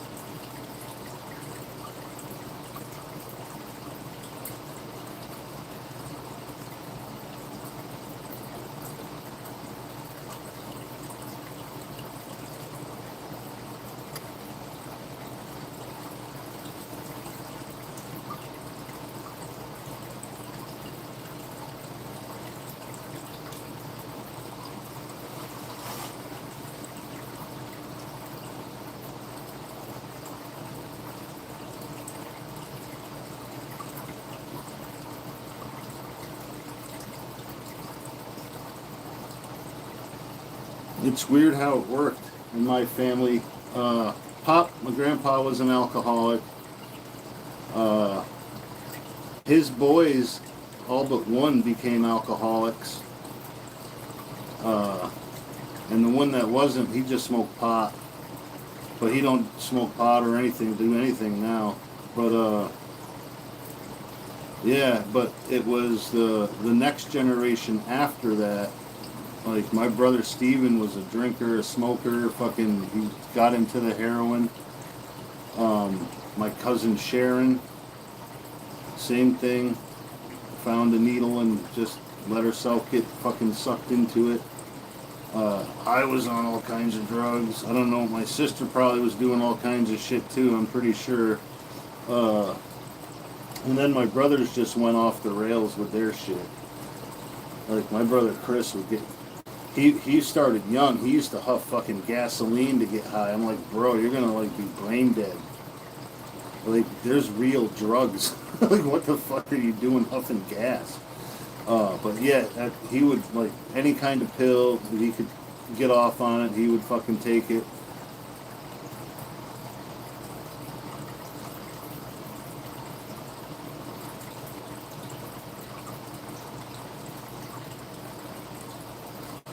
Yeah, Grandma, dude. When Grandma gave me a spanking, I wanted anything except her hand, because she didn't stop till her hand hurt, and she had tough old fucking hands. I remember sliding a National Geographic down my pants one time, and I got like 10 licks, and I fucking faked crying, and then she seen my face, and she's like, wait a minute. I wasn't crying, my face wasn't red enough, and she was like, what's down the back of your pants? I'm like, son of a bitch. Took it out and gave me 10 more. I felt those ones. But that just taught me not to get caught doing stupid shit I wasn't supposed to do, which worked.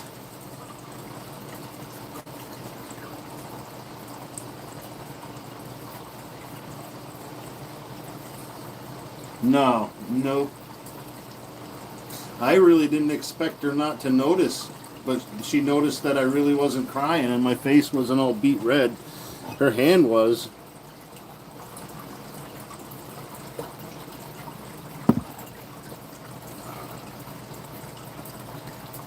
But I did get lucky.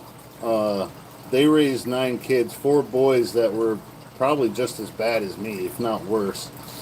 But Pop knew I was smoking pot, and he's like, I'd rather you smoke it at home than be out and getting in trouble. So they didn't mind if I had friends over and we all got stoned in my bedroom until we got like 20 kids in there, and the smoke was so thick when we opened the window and put the fan in it, the breeze outside took it and blew it right back in the living room window on the first floor. He's fucking yelling up, fucking close that window. I'm like, a fucking vent, dude, we can't even see. There's too much smoke in the room. But I did get lucky. Pop would take me to the liquor store if I wanted a bottle. Like, he knew I was bringing a bottle of fucking rum to school for St. Patrick's Day.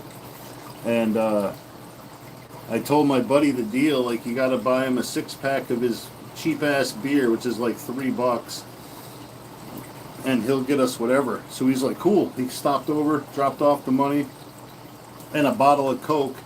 He's like, just dump out half and drink the Coke, he said, and then fill it up with the fucking rum. Well, I'd dump out more than half.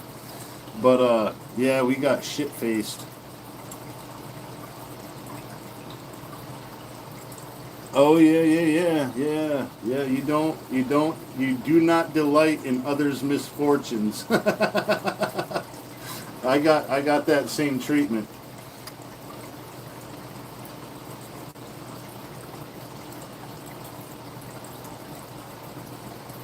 But yeah, yep. Or Pop used to ask him, which one do you want to go get the switch so I could give this person a spanking? And every one of them fell for it at least once. But if you went to get the switch for someone else's spanking, you were getting it too.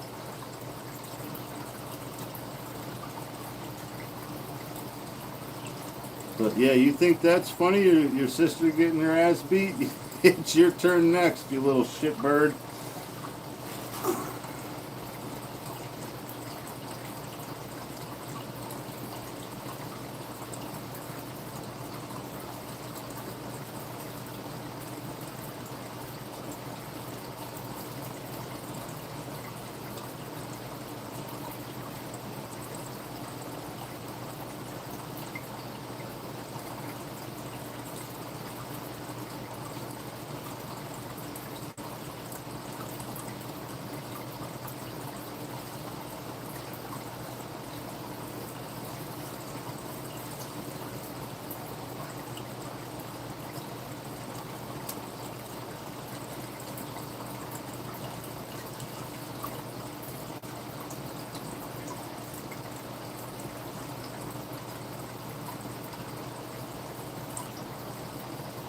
Yeah, he is. He definitely is.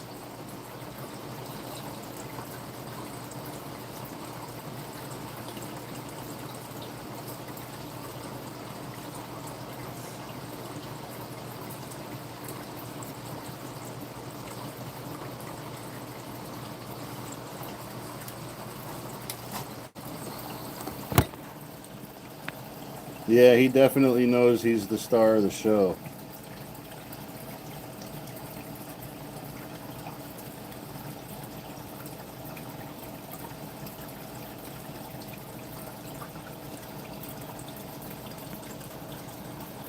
I like the backing away, like slinking behind shit. Like, don't look at me.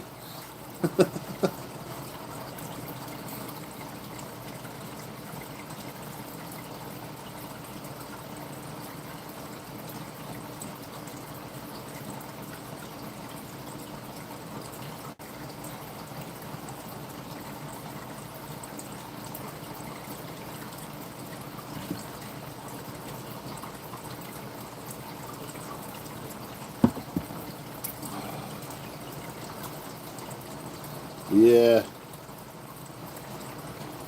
Oh, nice. Nice, Carly.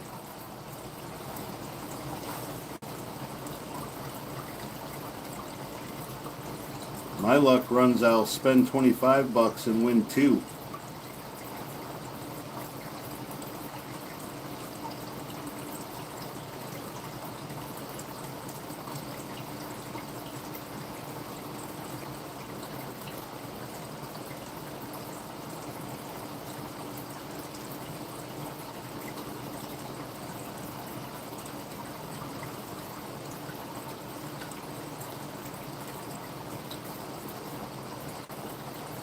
Yeah, that's how it works for me too.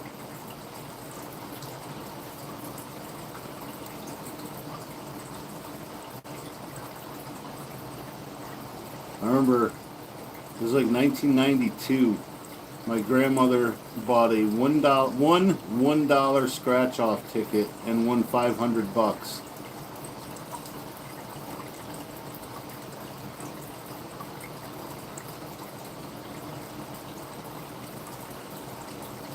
But that was her favorite scratch off from then on, and she never won more than like $10 on another fucking ticket.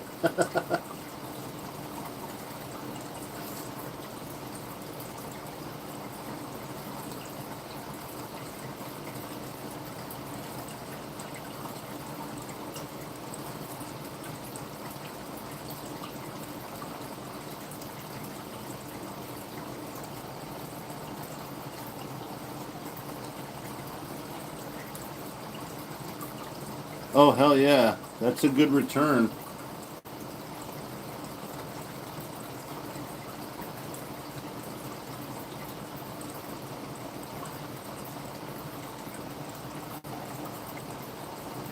Yeah, she was hooting and hollering.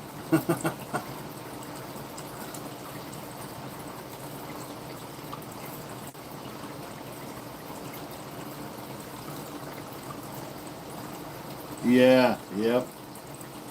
I remember we got rained out, so we went home from work early, and we stopped at the gas station, and our boss was there, and my buddy Jeff was his cousin, so he was standing there talking to him. Leroy's buying like he spent like I don't know, he bought five like $30 scratch offs, and Jeff was like, "Shit, I'm gonna buy two of those." Uh, so Leroy's standing there scratching his off on the hood of his truck. Jeff comes out and he stands next to him and scratches, and Leroy's getting pissed, like fucking nothing, nothing, nothing. And then Jeff scratches his. The first one is a $300 ticket, and he says, "Leroy, did I win anything on this?" Oh my god, he got so fucking mad. He's like, "You son of a bitch! You let me buy all the ones that didn't that weren't winners." He's like, "Well, yeah, that's why I bought two of the same ones you got, dude." Oh, they keep it. They they buy new houses and cars. Take their mistresses on fancy dates.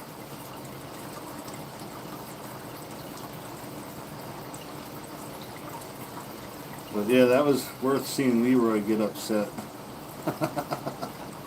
It made him a little mad, but it made him hopeful for the last couple of tickets. But yeah, I think he won. I think he might have won his money back. But yeah, it was fucking funny.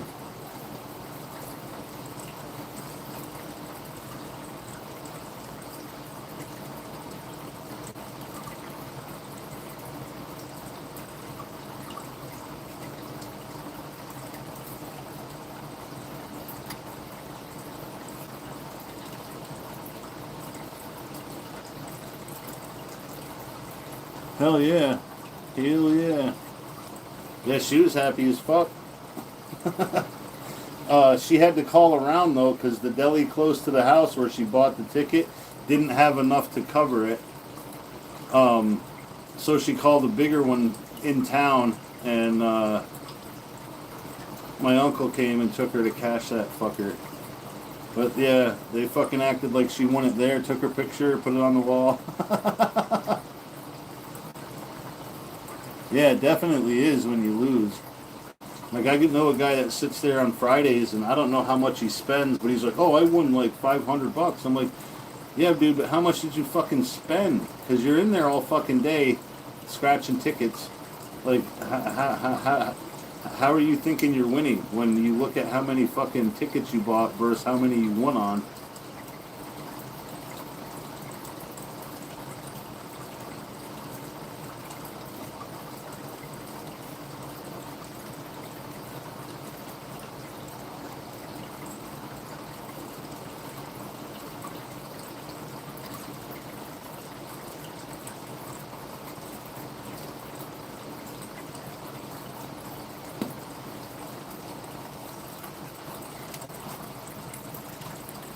Yep. That's what he did. Fucking, he was pissed. What, you want another pelt? Oh, look at you. You perk right up, don't you, you little fucker? Yeah, it is. I've never been good at gambling.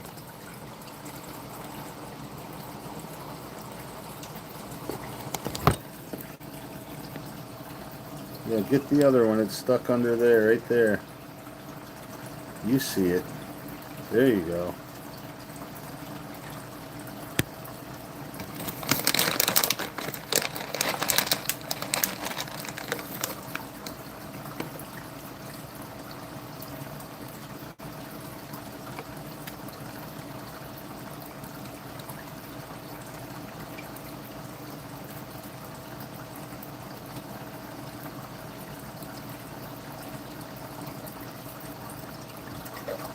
Oh, just scare yourself, bud?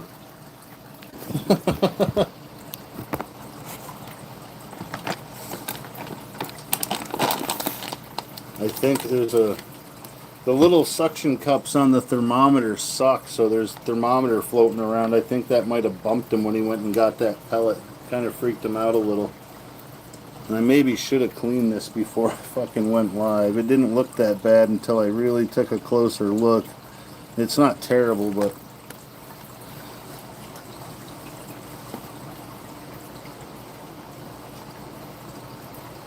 Yeah, and they think they're fucking ahead. It's like, dude, you still lost $400 fucking dollars.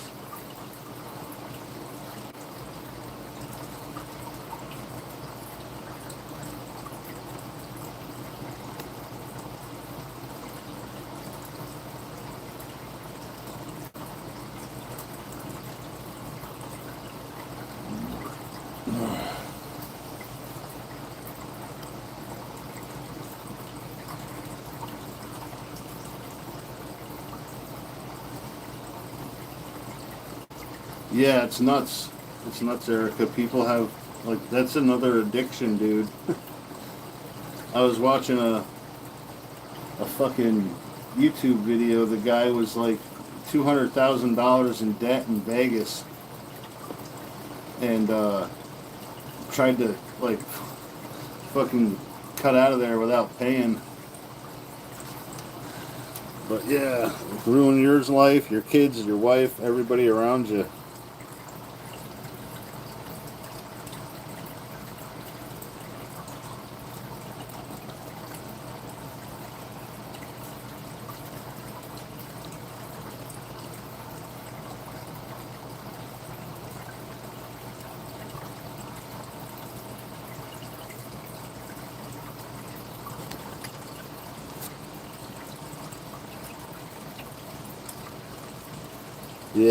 Yeah, I don't know either. Like I said, I've always sucked at gambling.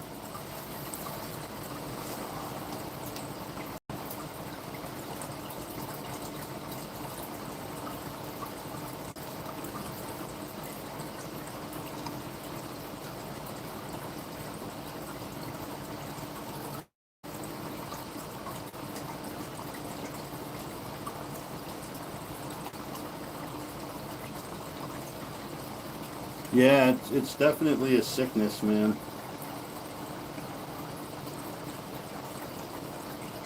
My aunt Janet's father was a consummate fucking yoga. Yo, what's up, Reed? We're almost done, buddy, but thanks for coming in.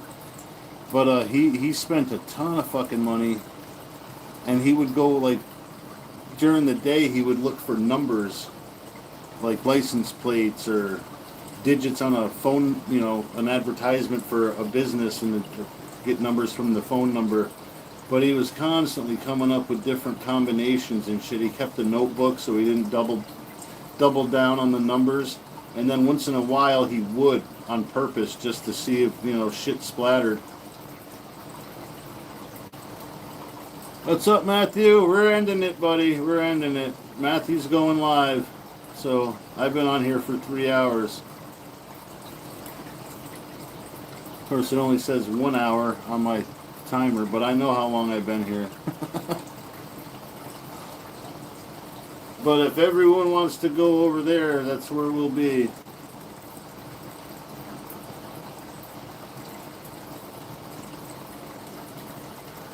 We'll let Pigpen swim by and say toodles.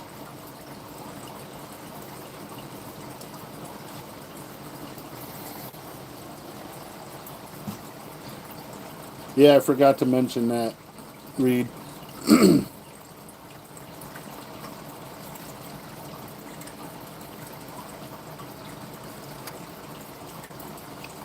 But if y'all want to congregate over to Matthews, we could all go over there. But thanks for stopping by, everybody. Sorry to cut you off, Reed. But you're probably doing a live too. But we'll catch you over at Matthews, everybody. I might be a little bit. I might have to charge this phone up some, but I'll be there, Matthew. Pigpen says, "Be gone, peasants." But yeah, we love you too, BB, and everybody. But see you all next time.